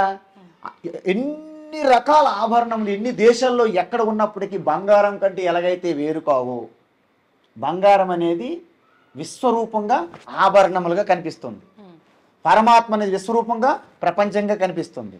అందువలన బంగారం కంటే వేరుగా ఆభరణాలు ఎలాగైతే ఉండవో పరమాత్మ కంటే వేరుగా ప్రపంచం లేదు. ఆ విషయం, ఆ జ్ఞానం, దృష్టి తెలియాలి ఫస్ట్. మన దృష్టిలో మార్పు అమ్మ. మీకు అర్థమవుతుందా? ఇప్పుడు నేను మీకు బాలాజీ మిఠాయి భాండార్ నుంచి లేకపోతే పుల్లారెడ్డి స్వీట్స్ తెచ్చిచ్చాను అనుకోండి, మీరు హ్యాపీగా తినేస్తారు.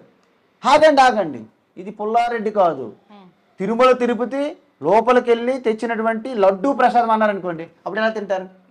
కళ్ళకి అద్దుకొని చూసారా, భావన మారిపోతుంది. లడ్డు అదే. అందుకే ఏ రోజైతే మీకు ఇష్టమైనటువంటి ఇంతవరకు ఏదో ఒక ఏకరూప ఒక ఇష్టదేవతగా ఏదో అనుకున్నారనుకో, ఎవరు, ఏదో ఒకటి ఉదాహరణకి ఎవరు, శివ. సో శివ అనగానే మీకు స్పష్టమైన రూపం మీ ముందు ఉంటుంది. త్రిశూలం పట్టుకుంటారు, చంద్రశేఖరుడు, గంగాధరుడు, జటాధరుడు, నాగపని అంటే నాగభూషణుడు, ఓకేమ్మా, ఇవన్నీ ఉన్నాయి. సో ఆ యొక్క శివ అంటే మనకి శివ దేవాలయానికి కానీ ఒక ఫోటో కానీ ఒక మూర్తి కానీ కనిపించినప్పుడు ఎలాగైతే భక్తిభావంతో మీరు ఉంటారో, అదే భక్తిభావం సృష్టిలో మీరు చూసినటువంటి ప్రతి వస్తువు ప్రతి ప్రాణి యందు ఆ భావం మీరు పొందిన రోజున ప్రపంచమంతా విశ్వరూపంగా మీరు దర్శించినట్టు. ఈ దర్శనమే అర్జునునికి 11వ అధ్యాయంలో శ్రీకృష్ణ కనిపించారు, అలాగ చూపెట్టారు. ఈ దర్శనం మీరు ఏ రూపం చూసినా శివాన్ని ఎలాగైతే దర్శించగలుగుతారో ఆ దృష్టి తాత్కాలికంగా అర్జునునికి ఇచ్చారంట శ్రీకృష్ణ. దాన్ని విశ్వరూప సందర్శన యోగం. ఓకేనమ్మా. సో అప్పుడు మీకు ఏమవుతుందంటే ఇవన్నీ కూడా అమ్మా నాన్న మీరు బంధం ప్రేమతో ఉంటారు, వాళ్ళతో ఎంత ప్రేమతో ఉంటారో బయటి వారితో కూడా అంతే ప్రేమతో ఉంటారు. అప్పుడు మీకేమవుతుంది, వీళ్ళందరూ కూడా నా స్వరూపాలే. నేను 10th క్లాస్ సర్టిఫికేట్ అయితే వీళ్ళందరూ జిరాక్స్ కాపీలే, వాళ్ళు 10th క్లాస్ సర్టిఫికేట్ అయితే మేము జిరాక్స్ కాపీలు, మీకంటే భిన్నంగా మేము లేవు. ఈ విజన్ వచ్చి దీన్నే వసుదైవ కుటుంబకం అంటారు. అయం నిజో పరో వేతి గణనాలగు చేతసా ఉదార చరితానాంతో వసుధైవ కుటుంబకం. అయం ఇది నిజం, వీళ్ళు మా వాళ్ళు పరాయి వాళ్ళు, వీళ్ళు మా పార్టీ, వాళ్ళు వేరే పార్టీ, వీళ్ళు మా కార్యకర్తలు, వాళ్ళు వేరే కార్యకర్తలు. చూసారా ఫైటింగ్స్ అంతా. అంటే ఇది సంకుచిత భావం ఉన్నటువంటి లఘుచేతసం, అల్పబుద్ధి కలవాలంట. మరి విశాలమైనటువంటి జ్ఞాన దృష్టి ఇప్పుడు మీకు కలిగిన భక్తి భావం ప్రతి ప్రాణి యందు కూడా. అందుకే నడిచేటప్పుడు కూడా బుద్ధ భగవాన్ మెల్లగా నడిచేవాడు. Walking meditation, open eye meditation, అనేక టెక్నిక్స్ ఉన్నాయి సాధనలు, ఇందాక చెప్పలేదు. అందువలన ఈ విధంగా ఎప్పుడైతే మీరు ఉంటారో మీరు కర్తవ్య డ్యూటీ మాత్రం చేస్తుంటారు, కానీ నేనే దీనికి కారణం అనే భావన మీలో ఉండదు. ఎందుకు? కర్మణ్యేవాధికారస్తే మా ఫలేషు కదాచన, రిజల్ట్ మీద మీకు హక్కు లేదు, డ్యూటీ చేయని వరకే మీకు అధికారము అని చెప్పారు. ఈ విధంగా చేస్తే మీరు చేసే ప్రతి డ్యూటీ ఏమిటి యావత్ సృష్టి అంతా పరమాత్మగా విశ్వరూపంగా. ఎక్కడ ఏం చేసినా, మీరు భోజనం చేసినా పూజ అయిపోతుంది, మీరు బ్రష్ చేస్తున్నా పూజ అయిపోతుంది, మీరు నీరు త్రాగినా పూజ అయిపోతుంది, వంట చేసినా పూజ అయిపోతుంది. ఆ రిజల్ట్ ఏది వస్తుందో ప్రసాదంగా మారిపోతుంది. చూసారా, ఈ భావంతో చేస్తే గృహస్థులుగా ఉన్నా మీరు తరిస్తారు. గృహస్థులని మీరు అనుకుంటారు తప్ప మీరు గృహస్థులు కాదు, మీరు సాక్షాత్ సాధ్వీయమని అయిపోతారు. అప్పుడు సాధ్యులని ఇంట్లో ఉండి కూడా సాధ్యులుగా ఉండొచ్చు, మహా గ్రేట్ ఋషిపతులుగా ఉండొచ్చు. హిమాలయాలు ఎక్కడికి వెళ్ళిపోయి అక్కడ పిచ్చిగా నీరు లేక, ఉండడానికి ఇల్లు లేక, బట్టలు లేక, మొత్తం మైండ్ అంతా ఇదైపోయి మొద్దుబారిపోయి అక్కడ పిచ్చి అయిపోవడం కాదు, ఎక్కడుండి కూడా మీరు సాధన బ్రహ్మాండంగా చేసుకోవచ్చు అంటున్నారు. కైలాసం అంటుంటాం, శివుడు కైలాసంలో ఉంటాడు అంటాం, సేమ్ టైం శివుడు శ్మశానంలో ఉంటాడంటాం. అంటే అసలు నిజంగా కైలాసం అనేది ఉందా? మీరు చాలా మంచి ప్రశ్న అడిగారమ్మా. ఈ ప్రశ్నకి సమాధానం చెప్పాలి. కైలాసము అంటే ఏంటంటే, ఆసము అంటే ఉండడం, కిలా ఆసం, సంథింగ్ ఉంది ఏదో ఒకటి. అంటే సృష్టిలో ఏది నాశనం అయిపోయినా అది నాశనం కాకుండా శేషంగా ఒకటి ఉంది, దాన్నే కిలా ఆసం. ఓకే, కిలా ఆసమేవ కైలాసం, దాన్నే కైలాసం అంటారు. అంటే ఏంటి? ఆత్మ. యావత్ సృష్టి వచ్చింది కదమ్మా, సృష్టి మొత్తము అన్ని గుళ్ళు గోపురాలు అన్ని కూడా భూకంపం వచ్చింది అనుకోండి. ఇక్కడ సపోజ్ మనం చిలుకూరు బాలాజీ టెంపుల్ దగ్గర ఉన్నాం, చిలుకూరులో పెద్ద భూకంపం వస్తే చిలుకూరు బాలాజీ టెంపుల్ ఏమవుతుంది? భగవంతుడి ప్రదేశానికి కూడా అవుతుందా ఏదో ఒకటి? బ్రహ్మాండంగా అవుతుంది. భగవంతుడు మొన్న ఇక్కడ చెన్నైలో ఓ పెద్ద గుడి, ఏదో రంగనాథ ఇంకో వేరే గుడి భూకంపం కొట్టిపోయింది. ఎందుకు కొట్టిపోదు? మనం కట్టిందేగా గుడి. ఇప్పుడు కాదండి, మనుషులంటే ఏదో పాపాలు చేశారు, అవి ఇవి పుణ్యాలు చేయలేదు కాబట్టి పాపం పెరిగింది కాబట్టి మొత్తం విముక్తి, అందుకని చెప్పి తీసుకెళ్తారు. Very good. మరి భగవంతుడు ఎక్కడ గుడిలో ఉన్నాడు అంటారా? మీరు బయట లేదా? ఉన్నాడు, మనం అక్కడ ఉన్నాడనే భావిస్తాం. అది భావం, అజ్ఞానమే, అజ్ఞానంలో భాగమేగా. అంటే మీరు ప్రాథమిక పాఠం ఎల్కేజీలో ఉన్నారు, మీరు ఎల్కేజీలో చదువు అంతా అదే అనుకుంటారు, అదే అవుతుందా? ఈ దేవాలయాలు కూడా మీకు ప్రారంభం అని చెప్తున్నారు కదా శాస్త్రము. ఇది ప్రారంభ స్థాయి, మొదటి మెట్టమ్మా. తొలి మెట్టు దగ్గర కొబ్బరికాయ కొట్టండి అంటే తొలి మెట్టు దగ్గర కొట్టేసి మీరు ఇంటికి వెళ్ళిపోతారా? పైకి వెళ్ళరా? గుడికి వెళ్ళరా? మరి గుళ్ళు గోపురాలకు తొలి మెట్లు లాంటివి మనకి. అందువలన మీకు సృష్టి ప్రళయం వచ్చినా, సునామీలు వచ్చినా దేవాలయాలు పోతాయి, అన్నీ పోతాయి. కానీ నేననేది పోతుందా? పోదు. మీరు చనిపోయినా ఆవిడలో నేను అంటదా లేదా? ఆవిడ మీరు నేనంటారు లేదా? సృష్టిలో నేననేది ఉంటుంది. అంటే పరమాత్మ శాశ్వతమా అనిత్యమా? శాశ్వతం. అది శాశ్వత ఒక నేను తప్ప వేరేగా పరమాత్మ శాశ్వతం కాలేరు. అయితే ఇప్పుడు పరమాత్మను ఏంగా చేయాలి? మనము నేనుగా చేయాల్సిందే, ఇంక వేరే మార్గం లేదు. అర్థమవుతుందా? అందువలన మనుషులు అంటే మనిషి ఎవరో కాదు, మాధవయే. అజ్ఞాన స్వరూపంగా ఉంటే మనిషి అయ్యాడు, అజ్ఞానం పోతే మనిషే మాధవ అవుతున్నాడని చెప్పారు. అందువలన శివ కైలాసము అంటే శివ పేరు ఇంకోటి ఏంటి? కైలాస. ఏంటమ్మా?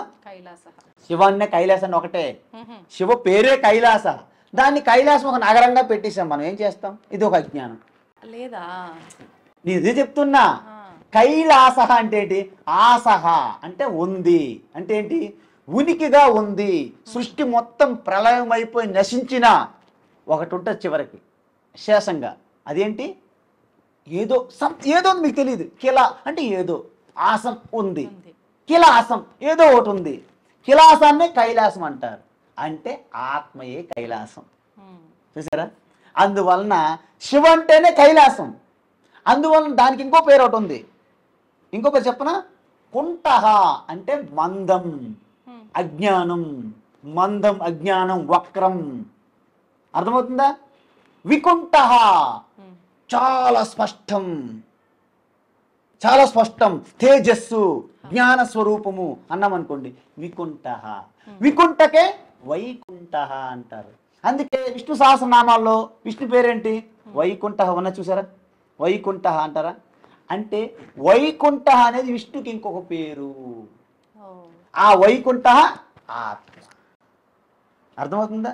అందువలన దీన్ని సింబాలిజం అంటారు. దీన్ని, ఈ కైలాసాన్ని మనకు అర్థం కాదు కాబట్టి ఒక కైలాసాన్ని ఎక్కడో పెట్టి అక్కడ శివ పెట్టి, శివ ఒక్కరంటే మళ్ళీ ఒప్పుకోం కాబట్టి ఆయనకి పార్వతీదేవి వెతికి వెతికి పెళ్లి చేసి, ఆయనకి మళ్ళీ బిడ్డలు, ఆయనకు ఒక సంసారము, ఆయనదో కుటుంబం. విష్ణుమూర్తి ఈయనదో కుటుంబం. వీళ్ళిద్దరి మధ్య పోటీ పడి బ్రహ్మదేవి పంపించాం, ఇక్కడ ఉండదు, నీకు స్థానం లేదు, పో అని ఒక కథ పెట్టాం మనం.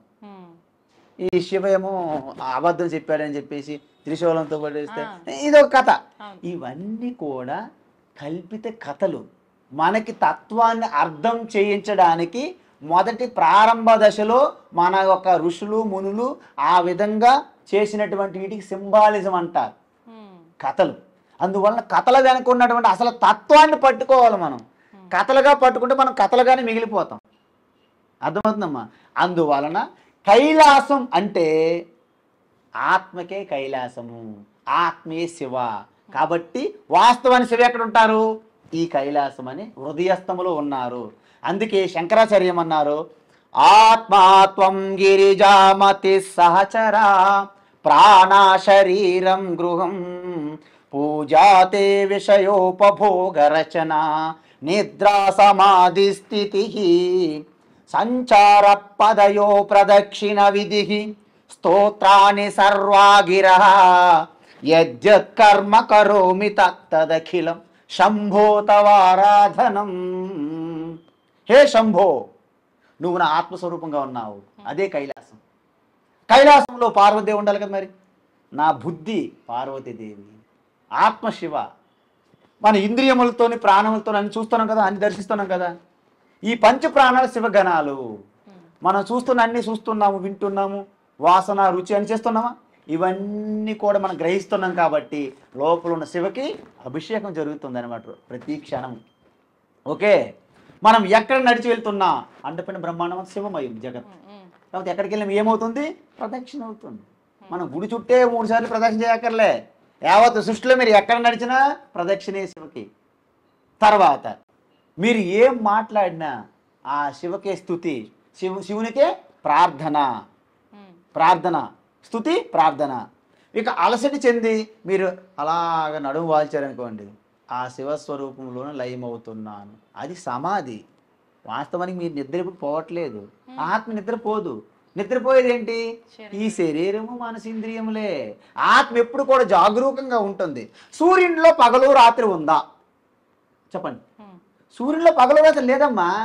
ఈ భూమి తిరుగుతుంటే నైట్ రాత్రి వస్తుంది, పగలు వస్తుంది. భూమి తన చుట్టూ తాను తిరుగుతూ తిరుగుతూ తిరుగుతూ సూర్యుని చుట్టూ తిరుగుతుంది. తన చుట్టూ తాను తిరగడానికి 1 రోజు పడుతుంది, 24 గంటలు. ఈ రెండో వైపు ఎప్పుడైతే వెనకెట్టేస్తుందో అప్పుడు చీకటి పడుతుంది మనకి. సూర్యుని చుట్టూ తిరగడానికి సంవత్సరం పడుతుంది, చదువుకున్నాక చిన్నప్పుడు.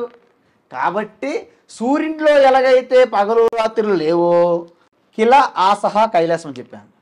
అందువలన వాస్తవానికి కైలాసంలో శివ ఉన్నాడు అంటే అది మొట్టమొదటి క్లాసు అంటారు. ఏంటి? ముందు ఏమంటామంటే జగత్తుని సృష్టించాడు ఈశ్వర అంటారు. సరే, ఈశ్వరుడు సృష్టించాడు కదమ్మా జగత్తులు. జగత్తు సృష్టించడానికి ఈశ్వరుడు ముందు ఎక్కడ ఉన్నాడు? స్వర్గంలో ఉన్నారన్నారు, చెప్పారు. అందాం, స్వర్గం ఎవరు క్రియేట్ చేశారు? ఈశ్వర. మరి స్వర్గం క్రియేట్ చేసే ముందు ఈశ్వరు ఎక్కడ ఉన్నారు? ఎక్కడ నుండి చెప్తాము? నరకంలో ఉన్నాడు అన్నారు, అంతే కదా. సో అందువలన ఈ జగత్తు నిర్మించే ముందు ఈశ్వరు ఎక్కడో నిర్మించాడు. మరి ఇప్పుడు కుండ మనం తయారు చేయాలంటే మట్టి కావాలి కదా. మరి జగత్తు నిర్మించాలంటే మెటీరియల్ ఎక్కడది? ఈశ్వరకి. అందువలన మొట్టమొదటి సదేవ సోమి ఇదమగ్ర ఆసీత్ నేహ నానాస్తి కించన సత్యం జ్ఞానం అనంతం బ్రహ్మ. అందువలన బ్రహ్మ అనే ఒక కేవలం చైతన్యం తప్ప రెండవది లేదు అనేటప్పుడు జగత్ క్రియేట్ చేయడానికి మెటీరియల్ లేదు. అయితే మరి ఒకటి ఆప్షన్ ఉంది, ఈశ్వరే జగత్తుగా మారాలి తప్ప రెండో ఆప్షనే లేదు మనకి. మట్టే కుండగా మారాలి తప్ప వేరే మార్గమే లేదు మనకి. మట్టి ఉంది, మట్టే కుండగా తయారైంది, ఈశ్వరు ఉన్నారు, ఈశ్వరే జగత్తుగా మారాలి, ఇంక రెండోది లేదు కదా. సరే, మరి ఈశ్వరే జగత్తుగా మారిపోతే జగత్తు వికారాలు చెందుతుందిగా.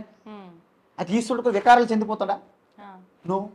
ఈశ్వరుడు వికారాలు చెంది నాశనం అయిపోతాడు. నాశనమైన ఈశ్వరుడు గురించి మనకేం లాభం? నాశనం కానీ ఈశ్వరుడు కావాలి, అవినాశి. కాబట్టి ఈశ్వర జగత్తుగా పూర్తిగా మారడం లేదు, జగత్తు కనిపిస్తుంది ఆయన పైన. ఎలా అంటే సాయంత్రం పూట కొంచెం అంటే చీకటి పడింది, మీరు నడుస్తూ వెళ్ళి అక్కడ పాము అని వెనక్కి తిరిగారు. ఆ తర్వాత ఇంకొక టార్చ్ లైట్ తీసుకుని వెళ్ళి చూస్తే అక్కడ పాము లేదు, తాడు ఉంది అక్కడ. తాడునే పాముగా ఎలాగైతే దర్శించారో సాక్షాత్ ఈశ్వరునే మనము జగత్తుగా దర్శిస్తున్నాము. ఎందుకు? మన దృష్టి అజ్ఞాన కోరికలతో భయాలతో నిండిపోయి ఉన్నది. మీ దృష్టి భయము కోరికలతో నిండిపోవడం వలన ఆ పరమాత్మను దర్శించలేకపోతున్నారు. అందుకే అర్జునుడు కూడా ఆ కోరికలు భయముతో ఉండడం వలన ముందే ఉన్నటువంటి శ్రీకృష్ణ పరమాత్మను దర్శించలేకపోయాడు.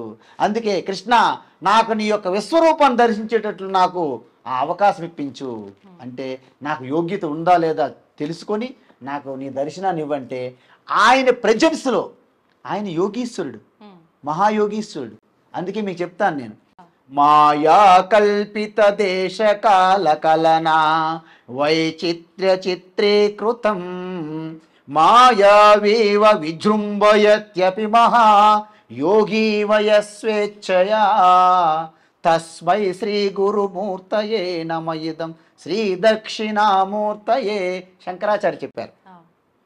అంటే ఒక ఇంద్రజాలం చేస్తుంటారు మనం విలేజెస్లో అప్పుడు వచ్చి తిరిగేవాళ్ళు, లేనిదే చూపెడతారు అంతే. ఇంద్రజాలం, అది మాయాజాలం. ఈ ఇంద్రజాలకుడు ఎలాగైతే చేస్తుంటాడో మహాయోగులు కూడా కొన్ని క్రియేట్ చేస్తుంటారు తన యోగ తపస్సుతో. అది కొంతవల్ల మనం దర్శించుకుంటుంది. ఇంద్రజాల కంటే కొంచెం బెటరు. విశ్వామిత్రుడు అలాగే ఒక త్రిశంక స్వర్గాన్ని క్రియేట్ చేశాడు. ఒక త్రిశంక అనేవాడు నేను స్వర్గానికి వెళ్ళాలా అన్నాడు. నువ్వు స్వర్గానికి వెళ్ళాలంటే ఫస్ట్ నువ్వు మరణించాలన్నారు. అబ్బే నేను మరణించను అన్నాడు. అంటే సశరీరంతో వెళ్ళిపోవాలంటారు. మన సినిమాలు చూపెడతారు, రామదాస్కి విమానం వచ్చింది, ఇలాంటి సినిమాలకు పరిమితం అవి నిజం కాదు.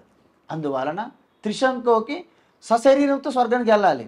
వెళ్ళాడు సశరీరంతో. ఇంద్ర అన్నాడు, get out from here, don't enter into heaven అన్నాడు. ఎందుకని సశరీరంతో ఎవరు వెళ్ళరు. అందువలన అక్కడే ఉండు, మహర్షి నాకు ఇంద్ర అనుమతి ఇవ్వట్లేదు, don't come near, I will create another స్వర్గ ఫర్ యూ అన్నాడు విశ్వామిత్ర. దాన్ని త్రిశంక స్వర్గం అంటారు. అందుకే భూలోకంకి స్వర్గం మధ్య ఉంటారు, ఏలాడుతుంటారు ఆయన. ఎటువంటి వారు వెళ్తారా నిజంగా అటువంటి స్వర్గానికి వెళ్తారా ఎవరైనా? ఆయన ఒక్కడే ఉంటాడు స్వర్గం, రెండోది లేదు అందులో. ఏలాడతారు, ఒక్కలే ఉంటారు చెప్పండి, భయంతో ఉండాలి అక్కడ. ఒక్కరు మీ ఇంట్లోనే ఒక్కరు ఉండలేరు ఒక రోజు, మీరు ఒక రాత్రి, ఇక జీవితాంతం అంత విశాలమైన punishment, that is a punishment మీరు అన్నట్టు. అందుకే ఒకరు కోరుకుంటారు, నేను పట్టుకుంటే బంగారం అవుతాను. ఎంత నరకం అది, అన్నం పట్టుకుంటే బంగారం అయిపోతుంది. అమ్మ నా బంగారు తల్లి అని తన కూతురు ఎత్తుకుంటే బంగారం అయిపోయింది. ఇంకేం చేస్తారు? ఏం పట్టుకుంటే ఏదైనా కోరుకునే ముందు కూడా ఆలోచించి అదే. ఒక చిన్న మీకు ఉదాహరణ చెప్తా. ఒక ఇద్దరు నైబర్స్ అనమాట, చాలా నైబర్స్, ఇద్దరు తపస్సు చేశారన్నమాట. తపస్సు చేస్తుంటే ఈశ్వరు వచ్చాడు. వస్తే మీకు అడిగాడు, వరం కోరుకో వత్స, నీ తపస్సు ఫలించినది, వరం కోరుకోనమన్న. నాకు ఏంటైతే మీరు వరం ఇస్తారో అని రెండొంతులు రిజల్ట్ ఆయనకు కావాలి, ఎందుకని శత్రువు కదా. అయితే ఏమన్నాడంటే, నాకు ఒక కన్ను పోవాలి అన్నాడు. అంతే, అర్థమైందా? తాతాస్తు అన్నాడు. ఈయనకి ఒకటి ఇచ్చారు కదా, ఆయన రెండు పోవాలి, అవతల వ్యక్తి రెండు కళ్ళు పోయి. అంటే మనుషులు ఎలా ఉంటారంటే ఈ కామక్రోధ రాగ ద్వేషాలతో నిండిపోయి ఉంటారు అన్నమాట. అందువలన మన ముందు ఈ జగత్తంతా మీరు ఎక్కడికి వెళ్ళక్కర్లేదు. మీరు రామ గురించి తెలుసుకోవాలంటే రామాయణం చదవాలి, కృష్ణ గురించి తెలుసుకోవాలంటే భాగవతం చదవాలి, ఈశ్వరం తెలుసుకుంటే ఏం చదవాలి చెప్పండి? ఏం చదవక్కర్లేదండి. పరమానంద శిష్యుల్లాగా ఈ ఉన్నదంతా పరమాత్మే కదా, విశ్వరూపంగా జగత్తు ఉన్నది. మనం చూడడం మన చేత కాదు. నేను చూస్తుంది ఆభరణమే. మీ మెడలో నెక్లెస్ బాగుందమ్మా, నీ నెక్లెస్ చూస్తున్నా నా అజ్ఞానంతో, అది బంగారమే. నెక్లెస్ లేనే లేదు, అక్కడ బంగారం ఉన్నది. ఆధారం మూలం ధాతువు, అంతే కదమ్మా. ఇప్పుడు కొండ, సాసరు, కప్పు, జగ్గు, జారు, ప్లేటు అని అన్నాం అనుకోండి, అజ్ఞానం. అక్కడ ఉన్నది మట్టి ఒక్కటే, అన్ని రూపాలకు కనిపిస్తున్నది. మీ చెవులో కర్ణాభరణము, మీ మెడలో నెక్లెస్, మీ చేతికి బ్రేస్లెట్, గాజు, ఇవన్నీ కూడా పేర్లు చెప్తున్న నామరూపాలు. ఇవి జస్ట్ శబ్దము. వాస్తవానికి అంతా బంగారమే, ఒకటేంటి బంగారమే. సో ఆ విధంగా యావత్తు సృష్టి అంతా కూడా మూలము ఆధారంగా ఈశ్వరే ఉన్నారు. అహమాత్మ గుడాకేశ సర్వభూతాశయ స్థిత, అహమాదిత్య మధ్యం చ భూతానామంతమేవ చ. సృష్టి స్థితి లయ నేనే. సకల ప్రాణుల్లో ఉన్నటువంటి హృదయస్థంలో ఉన్నటువంటి ఆ చైతన్య చిదానంద రూప నేనే. అంటే నువ్వు కూడా నేనే, నేను కూడా నేనే, సర్వం నేనే అని అర్థం. ఆ నేనే అహం, భేదం లేదు. అంటే ఇంకంటే విశేషం లేదు, గుణము లేదు, ఆకారం లేదు, రూపము లేదు, ఎటువంటి పరిణామం లేదు, వికారం ఏమీ లేదు. అసలు అది స్థూలం కాదు. ఇప్పుడు మనము విద్యుత్ శక్తి అంటే కరెంటుని చూడగలరా? మీరు కరెంట్ చూడగలరా? వెలిగితే కరెంట్ అనుకుంటాము. మరి ఫ్యాన్ తిరిగితే అంటే కరెంట్ ఉంది. మరి మైక్లో సౌండ్ వస్తే ఏదైనా అంతే. మరి హీటర్ అయితే ఇంతకీ ఏంటి కరెంట్ మీరు చెప్పండి? కరెంట్ యూ కెనాట్ సీ, అంటే లైట్ వెలుగుతుంది కాబట్టి కరెంటు ఉంది అనుమానం. కాబట్టి మీరు ఇలా తల ఆడిస్తున్నారు కదా, మీరు తల ఆడిస్తున్నది మీరు కాదు, ఈ ఆడుతున్న తల వెనక ఆడించేది ఒక శక్తి ఉంది వెనక, అది మీరు. ఈ ఆడించే ఈ తల ఇది మీరు కాదు. నేను మాట్లాడుతున్నాను కదా, ఈ మాట్లాడుతున్నది నేను కాదు. మాట్లాడే దీని నుంచి ప్రకటమవుతుంది శక్తి. నా సమక్షంలో మాట్లాడగలుగుతుంది, కరెంటు సమక్షంలో బల్బు వెలుగుతుంది, ఆ పరమాత్మ సమక్షంలో మీరు ఇలా తల ఊపుతున్నారు. నేను చెప్తుంటే నీ ఊపేది పరమాత్మ కాదు, నీ చెప్పేది పరమాత్మ కాదు. ఈ రెండింటికి వెనక ఉన్నదండి. అందుకే యద్వాచ అనభ్యుదితం ఏన వాగ్ అభ్యుద్యతే తదేవ బ్రహ్మ త్వం విద్ది నేదం యదిదముపాసతే. అంటే దేని గురించి అయితే ఈ నోరు మాట్లాడలేదో, దేని అనుగ్రహం వలన అయితే మాట్లాడగలుగుతుందో, చూసారా చాలా ఇంపార్టెంట్. దేని గురించి అయితే ఈ నోరు మాట్లాడలేదో, దేని సమక్షం అనుగ్రహం వలన మాట్లాడగలుగుతుందో అది బ్రహ్మ. అది ఆత్మ, అది పరమాత్మ. అంతే తప్ప నువ్వేదో దేవా దేవాది దేవా అని ఈ దేవాలయంకి వెళ్ళి కింద మీద పడినంత మాత్రం అది పరమాత్మ కాదు అని చెప్పేశారు నీటి ఉపనిషత్తుల్లో. చాలా స్పష్టంగా చెప్పారు. ఇవన్నీ బయటికి చెప్పరు. ఏమో కొన్ని 1000 మందికి ముందేసుకొని జోకులు, కూరల గురించి, వంకాయల గురించి, బంగాళదుంపల గురించి, మీ ఆడపిల్లలు, మీ డ్రెస్సులు, మీ దువ్వెనలు, మీ బొట్లు, వీటి గురించి చటైర్లు వేసుకుంటే కాలక్షేపం అయిపోతుంది 2 గంటలు. ప్రవచనకారులు సూపరు. ఈ సత్యం గురించి ఎవరికీ చెప్పదు. వాళ్ళు తెలుసుకోవడం మీకు ఇంట్రెస్ట్ లేదు, చెప్పడానికి వీళ్ళకి కూడా ఇంట్రెస్ట్ లేదు. అంత గతానుగతికో లోక నా లోకో పరమార్థత. ఈ లోకములో సత్యము వాస్తవం గురించి ఎవరికి ఏది లేదు. మీరు ఏం చేస్తుంటే ఆమె జస్ట్ ఫాలో అయిపోవడమే. అంధ అనుకరణ అంటారు దీన్ని. అందుకే అవిద్యాయామంతరే వర్తమాన స్వయం ధీరా పండితం మన్యమాన దంద్రమ్యమాన పర్యంతి మూఢ అంధేనైవ నీయమాన యథ అంధాః. అందువలన అజ్ఞానంలో బాగా కూరిగిపోయి ఉన్నాం మనం. అలవాటు పడిపోయి ఇమిటేటింగ్. ఈ వాసన గట్టి పట్టుకుంది. మీరు ఎంత ప్రక్షాళన చేసిన వాసన వదల. ఇంగు వాసన అంటారు దాన్ని. ఆ ఇంగు వాసన పడితే ఎంత ఉతికినా ఇంగు వాసనే వస్తూనే ఉంటుంది. మీకు ఇంతకుముందు చెప్పాను. ఇంతకుముందు ఒక చిన్న స్టోరీ. 2 అమ్మలు చేపల వ్యాపారం చేసి ఒకరోజు ఒక అతిథుల ఇంటి దగ్గర ఉన్నారు. రాత్రి అంతా నిద్ర పట్టలేదు. తెల్లవారుజామునే కంప్లైంట్. ఎక్కడ చూసినా ఏదో గంధము, అగరబత్తి వాసన. నిద్ర పట్టలేదు. ఎందుకు ఎక్కడ చూసినా చేపల వాసన ఎక్కడ కనిపించలేదు కదా వాళ్ళు. అది వస్తే హ్యాపీ నిద్రపోతారన్నమాట. సో ఆ విధంగా మనము అనేక జన్మల నుండి ఈ కోరికల్లో, ఈ జంజాముట్రంలో పడిపోయి కింద మీద ఈ యొక్క జీయింట్ వీల్ అంటారు చూడండి, రంగుల రత్నం పడి కింద మీద తిరుగుతున్నాము. అదే మన జీవితం, సంసార చక్రం. దాని నుండి బయటపడి చూస్తే మీకు తెలుస్తుంది ఇదా విశ్వం అంటాం. ఎందుకంటే ఈరోజు ఈ మిల్కీ వేవ్ అంటారు చూడండి, గెలాక్సీలు అంటారు. కొన్ని లక్షల నక్షత్రాలు. ఒక్కొక్క నక్షత్రానికి ఇంకొక నక్షత్రం మధ్య దూరం కొన్ని కాంతి సంవత్సరాలు అంటారు. ఒక కాంతి సంవత్సరం అంటే ఏంటి తెలుసా? సంవత్సర కాలంలో కాంతి ప్రయాణించే దూరాన్ని కాంతి సంవత్సరం అంటారు. ఒక సెకండ్లో కాంతి ఎంత దూరం ప్రయాణిస్తుంది తెలుసా? 3 లక్షల కిలోమీటర్లు. ఒక సెకండ్లో కాంతి 3 లక్షల కిలోమీటర్లు. అలాంటివి కొన్ని లక్షల కాంతి సంవత్సరాల్లో గెలాక్సీలు తిరుగుతున్నాయి. రాత్రిపూట మీరు ఆకాశంలో చూస్తే ఆ నక్షత్రాలు మెరుస్తుంటాయి. వాటి మధ్య ఉన్న గ్యాప్. అలాంటివి ఎన్ని నక్షత్రాలు. ఒక సాధారణమైన నక్షత్రం దగ్గరలో ఉన్నది భూమండలం, సూర్యుడు. దీనిలో 7 ఖండాలు, సముద్రాలు. 200 భాగం సముద్రం, 1 వంతు భూభాగం. దాంట్లో ఇన్ని దేశాలు. ఈ దేశాల్లో కొట్లాటలు. భారతదేశం ఎన్ని రాష్ట్రాలు, ఈ నదీ జలాల కొట్లాటలు, రాజకీయ కొట్లాటలు చూసారా? దాంట్లో హైదరాబాద్ ఎక్కడ ఉంది, హైదరాబాద్లో అమీర్పేట, మలక్పేట ఎక్కడ ఉన్నాయి, దాంట్లో ఈ యొక్క ఫ్లాట్ అపార్ట్మెంట్ ఎక్కడ ఉన్నది, అందులో మీరు నేను ఎక్కడ ఉన్నాం. ఎంత. అందుకే ఈ విశాలమైనటువంటి విశ్వరూపంలో మనం కనీసం అసలు ఈ యొక్క గెలాక్సీ పాలపుంతలు, లక్షల కొలది నక్షత్రాలే ఒక ధూళి వంటిది, ఒక బుడగ లాంటిది అని చెప్పారు శాస్త్రంలో. ఉపాదానేఖిలాధారే జగంతి పరమేశ్వరే సర్గస్థితిలయాన్యాంతి బుద్బుదానేవ వారిని అని చెప్పారు. అంటే మొత్తం ఈ ఉపాదాన కారణం అని చెప్పాను కదా, మెటీరియల్ కారణం. ఆభరణంకి ఎలాగైతే బంగారం మెటీరియల్ కారణమో, ఈ జగత్తందు ఎన్ని లోకాలు ఉన్నాయో అంతటికీ పరమాత్మయే కారణం, మూల కారణం. మూల కారణం అంటే ఏంటంటే సృష్టి, స్థితి, లయ, ఈ 3 ఉన్నదే మూల కారణం, ఉపాదాన కారణం. బంగారం ఎందుకు ఉపాదాన కారణము? బంగారంతోనే ఆభరణ చేశాము, బంగారంతోనే నిలిచి ఉంటుంది, బంగారంలోనే కలిసిపోతుంది. సో ఈ జగత్తంతా ఆ పరమాత్మయే. అందువల్ల ఈ దృష్టి కలిగినప్పుడు మీకు ఇంకా ఎటువంటి ద్వేష భావం కానీ, రాగద్వేషాలు కానీ, అసూయ కానీ ఉండదు.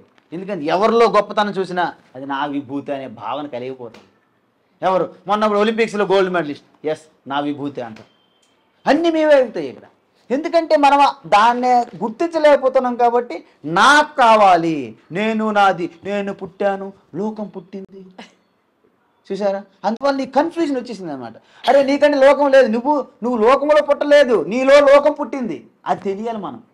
అందుకే మనం ఏమనుకుంటాము, దేవుడు నా శరీరంలో ఉన్నాడు. నీ శరీరంలో మండిపోను. అసలు పరమాత్మలో శరీరం ఉన్నది. శరీరంలో పరమాత్మ ఉండడం ఏంటి అంటే ఆరంభం అంటారు దాన్ని. అందుకే మనకి ఇవన్నీ ఎలా చెప్తారమ్మా అంటే, మనం స్లాబ్ వేసేటప్పుడు ఆధారంగా కొన్ని వేస్తాం మనం, ఇసుక అన్నీ. నేను ఎప్పుడు తీయనంటే ఇసుక పడుతుంటుంది భోజనం చేసినప్పుడు, అది ఓకేనా, వద్దు అని తీసేసే. ఇవన్నీ గుడులు గోపురాలు, ఈ పారాయణాలు జపాలు ఉపవాసాలు తీర్థయాత్రలు సేవలు ఇవన్నీ కూడా అవసరం, కానీ ఒక స్థితికి తీసుకెళ్ళడానికి వరకే. ఆ స్థితికి మీరు వెళ్ళిన తర్వాత మీరు ఈ ఎల్కేజీలో కేజీలు, పీజీలో కేజీ అంటే ఎలాగా? పీజీలో మీ యొక్క మొత్తం మీరు చదువుకున్నది మీ యొక్క జ్ఞానం విజ్ఞానం అంతా మారిపోతుంది. అమ్మమ్మ మా అమ్మేమో నా టేబుల్స్ రాయమంటారు, 1 into 2 2 1 into 3 3, ఇవన్నీ అక్కడ కూడా రాస్తే ఎలాగ చెప్పండి? అక్కడ చేయవలసిన లెక్కలు వేరే ఉన్నాయి, అంతే కదమ్మా. మనం విడిచిపెట్టట్లేదు. మన స్కూల్లో జాయిన్ అవడమే తెలుసు తప్ప బయటికి పాస్ అయ్యి రావడమే తెలియదు మనకి. మొట్టమొదటి మీకేమో స్కూల్లో జాయినింగ్ అనేది దేవాలయం తీసుకెళ్ళడం, జాయినింగ్ స్కూల్కి. జీవితాంతం దేవాలయం దగ్గర ఉంటున్నారుగా మీరు ఎప్పుడు బయటకు వస్తారు? మరి రారు.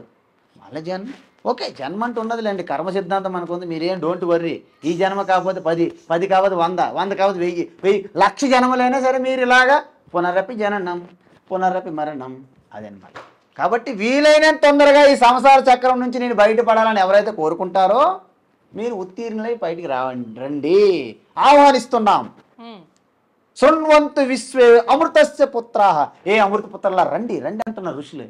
కానీ మనమాట చెవులు కూడా పెట్టట్లే, మనం ఇటు పెడుతున్నాము. రేవంత్ రెడ్డి ఏం చెప్తున్నాడు, చంద్రబాబు నాయుడు ఏం చెప్తున్నాడు, ఇవి చూసుకుంటాం మనము. అక్కడి నుంచి ఆయన పిలుస్తున్నాడు లోపల నుంచి, come here my dear, come come come here my dear Krishna Kanhai అని పిలుస్తున్నా. మనం వింటేగా, మనకు అది వినిపించట్లేదు అసలు పూర్తి. అందువలన శృణ్వంతు విశ్వే అమృతస్య పుత్ర, అమృత పుత్రులారా రండి. ఎందుకు రమ్మంటున్నారు అంటే మేము పూర్తిగా అనంత ఆనంద స్వరూపులు ఉన్నాము, భయం లేదు, శాంతి, నిర్భయ స్థితి. మరి ఆ స్థితి నా స్వరూపము, అది తెలుసుకుంటే ఇక సృష్టిలో నేనేం తెలుసుకోవడం లేదు. మరి ఎందుకు తెలుసుకోవట్లేదు? తెలుసుకోవడం కాదు, అది తెలియనికుండా అడ్డుకున్నటువంటి కొన్ని మిస్కన్సెప్షన్స్, మూఢనమ్మకాలు, అంధవిశ్వాసాలు, కామ క్రోధ లోభాలు అడ్డుతున్నాయి. వాటిని మనం సమర్థవంతంగా వాటిని వదులుకోగలిగితే మీరు అనంత ఆనంద స్వరూపులు ఉంటారు. అప్పుడు మీ జీవితం అనేది 3 పువ్వులు 30,000 కాయలు అవుతాయి. అప్పుడు మీరు ఎలాగైతే ఒక మంచి పవిత్రమైనటువంటి నదిలో బోట్లో ప్రయాణిస్తూ లాహిరి లాహిరి లాహిరి, ఆ జీవితమే అదొక వేరు.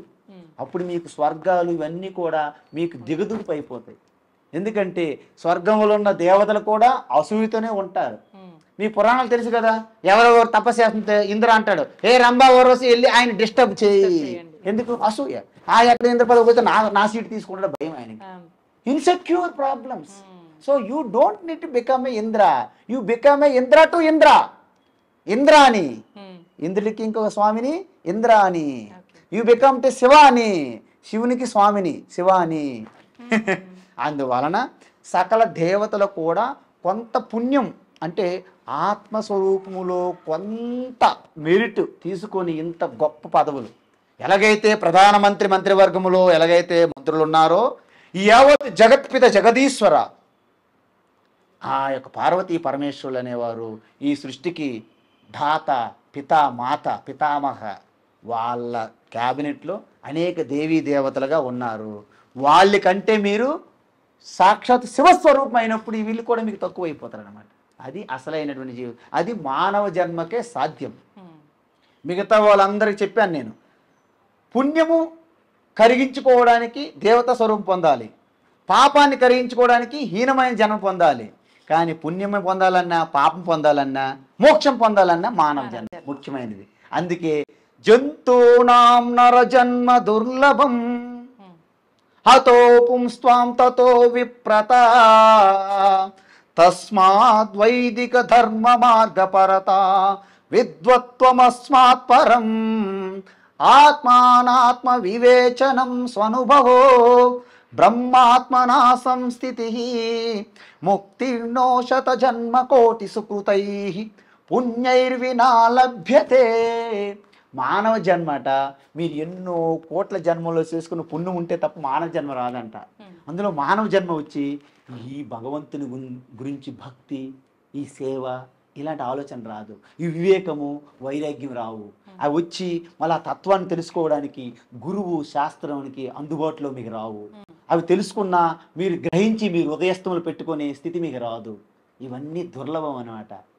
ఆ చివరికి ఆ బ్రహ్మ యొక్క స్వరూప స్థితి నాలోనే ఉన్నది ఆత్మగా ఆయన తెలుసుకొని నిధిధ్యాసనంలో అంటే జీర్ణించుకోవడం అనేది ఏ జన్మో సుకృతం అది. అందుకే దుర్లభం త్రయమే వైతత్ దేవానుగ్రహ ఏతుకం మనుష్యత్వం ముముక్షుత్వం మహాపురుష సంశ్రయ అన్నారు. మనిషి జన్మ రావాలి, నా స్వరూపతత్వం తెలుసుకుని నేను బంధము సంసారం నుంచి బయటపడాలని కోరుకుండాలి. ఒక మహాత్మ ఈ తత్వాన్ని దర్శించి అనుభూతిలో ఉన్నటువంటి మహాత్మ మనకి అందుబాటులోకి ఆశ్రయం కావాలి. ఈ మూడు దొరకడము దుర్లభము అన్నారు. అదనమాట అది. అందుకే మనుష్యానాం సహస్రేషు కచ్చిది యతతి సిద్ధయే యతతామపి సిద్ధానాం కచ్చిత్ మాం వేత్తి తత్వతః అన్నారు గీతలో. ఏ కోట్లలో ఎవరో కొంతమంది ఇది తెలుసుకుంటారండి. అందరు కాదు, అందరికీ లారీలు పెట్టి ఎల్బీ స్టేడియంలో జనాన్ని నింపేసి ఇదేదో ఈ రాజకీయ మీటింగ్ కాదు. అందుకే దీన్ని రహస్య విద్య అన్నారు. గుహ్యం రాజ విద్య రాజగుహ్య యోగం అంటారు. సీక్రెట్ ఆఫ్ ద సీక్రెట్, సీక్రెట్లో క్వీన్ అండ్ ఈ ద కింగ్ ఆఫ్ నాలెడ్జ్ అన్నమాట. అందుకే విద్యాన అధ్యాత్మ విద్య అన్నారు. కాబట్టి ఈ గొప్ప అది అద్భుతం అన్నమాట. ఇది తెలుసుకుంటే శ్రీకృష్ణ పరమాత్మల లీలలు చేయొచ్చు అన్నారు అర్జునుడికి. అర్జున నేను తెలుసుకున్నాను, నేను దర్శిస్తున్నాను, నువ్వు తెలుసుకోలేకపోను, ఇద్దరి మధ్య అదే తేడా అన్నారు. నువ్వు తెలుసుకుంటే నేను సేమ్, తేడా లేదన్నారు. అందుకే అప్పుడు యత్ర యోగీశ్వర కృష్ణో యత్ర పార్థో ధనుర్ధర, మనలో ఉన్నటువంటి ప్రయత్నం ఏదైతే చిత్తశుద్ధితో ఏకాగ్రతతో మన కర్తవ్యాన్ని చేయడానికి ఉత్సాహంగా సిద్ధమై ఉంటామో దాన్ని అర్జున అంటారు. వెనక ఉన్నటువంటి వివేక బుద్ధిని ప్రేరేపిస్తున్నటువంటి ఆత్మ చైతన్య స్వరూపాన్ని కృష్ణ అంటారు. ఈ రెండు కలిస్తే సర్వం విజయం, సర్వ ఐశ్వర్యం, సర్వం నీతి ధర్మం అక్కడ తాండవిస్తుంది. అది భగవద్గీత చివరి శ్లోకం. ఇది భగవద్గీత. అందువలన గీత తెలియకుండా చదివినా మీలో ఉన్నటువంటి చెడు గుణం పోతుంది. మీరు అర్థం తెలియకపోయినా మొట్టమొదటి శ్లోకం చదివినంత మాత్రానే మీలో మీ బుద్ధి చాలా చురుకుగా పనిచేస్తుంది. అర్థం తెలుసుకుంటే మీలో ఉన్న మాలిన్యం పోతుంది. తత్వం తెలుసుకొని మీరు నిధిధ్యాసనం చేసుకుని జీర్ణించుకోగలిగితే మీరు మోక్షస్థితి ఆత్మస్థితిలో చేరుకుంటారు. అది భగవద్గీత యొక్క గొప్పతనం. అందువలన the purity in your heart, clarity in your thought, dynamism in your action అంటారు, and charity in your action అంటారు. చారిటీ అని తెలుసు కదమ్మా, చారిటీ చేయండి అంటే దానం అని అర్థం. చారిటబుల్ ట్రస్ట్ల పేరు మీద దోపిడీ జరుగుతుంటుంది కదా, చారిటబుల్ అని రాస్తారు, వాళ్ళు చేసిందంతా దోపిడీ, పేరుకే చారిటీ, లోపంతా మిల్కింగ్. సో ఇది కాదనమాట. ఎప్పుడైతే మీలో ప్యూర్ హార్ట్ అయిందో అక్కడ పరమాత్మ నివాస స్థానం. అందుకే దేహో దేవాలయ ప్రోక్తం జీవో దేవ సనాతనః త్యజేత్ అజ్ఞాన నిర్మాల్యం సోహం భావేన పూజయేత్. ఈ దేహమే దేవాలయం. దీని లోపల రెండు ఉన్నాయి, అజ్ఞానంతో ఉన్న జీవ, ఆత్మ ప్రకాశం జ్ఞాన స్వరూపం ఉన్న పరమాత్మ రెండు నీలోనే ఉన్నాయి, రెండు పక్షుల్లాగా. ఈ అజ్ఞాన పక్షి సంసారం తిరిగి అలసిపోయి అటువైపు చూస్తే నీవు అయిపోతారు, ఒకటి అయిపోతారు అనమాట. అప్పుడు రెండు మరొండ్రు. అర్థమైందమ్మా? అజ్ఞానం పోయిందంటే సోహం భావేన పూజ, నువ్వే నేను అనే రూపంతో పూజ చేస్తావు. ఇది సనాతన ధర్మం. అందుకే యావత్తు ప్రతి ప్రాణి నా స్వరూపమే కాబట్టి ఎవరికి హింస చేయలేను, అహింస పరమో ధర్మ. అందరూ ఆనంద స్వరూపులే, ఆనందంగా ఉండాలి. కాబట్టి సర్వే భవంతు సుఖినః సర్వే సంతు నిరామయాః సర్వే భద్రాన్ని పశ్యంతు మా కచ్చిత్ దుఃఖ భావుగ్యవేత్. ఎవరికి దుఃఖం ఉండకూడదు, అందరికీ మంగళం కలగాలి, అందరికి సుఖం కలగాలి, అందరికి శాంతి కలగాలి. ఇది కోరుకున్నదే సనాతన ధర్మం. అంతే తప్ప మన మూఢనమ్మకాలు కొన్ని పెట్టి ఇదే సనాతన ధర్మాన్ని ప్రమోట్ చేయడం కాదు.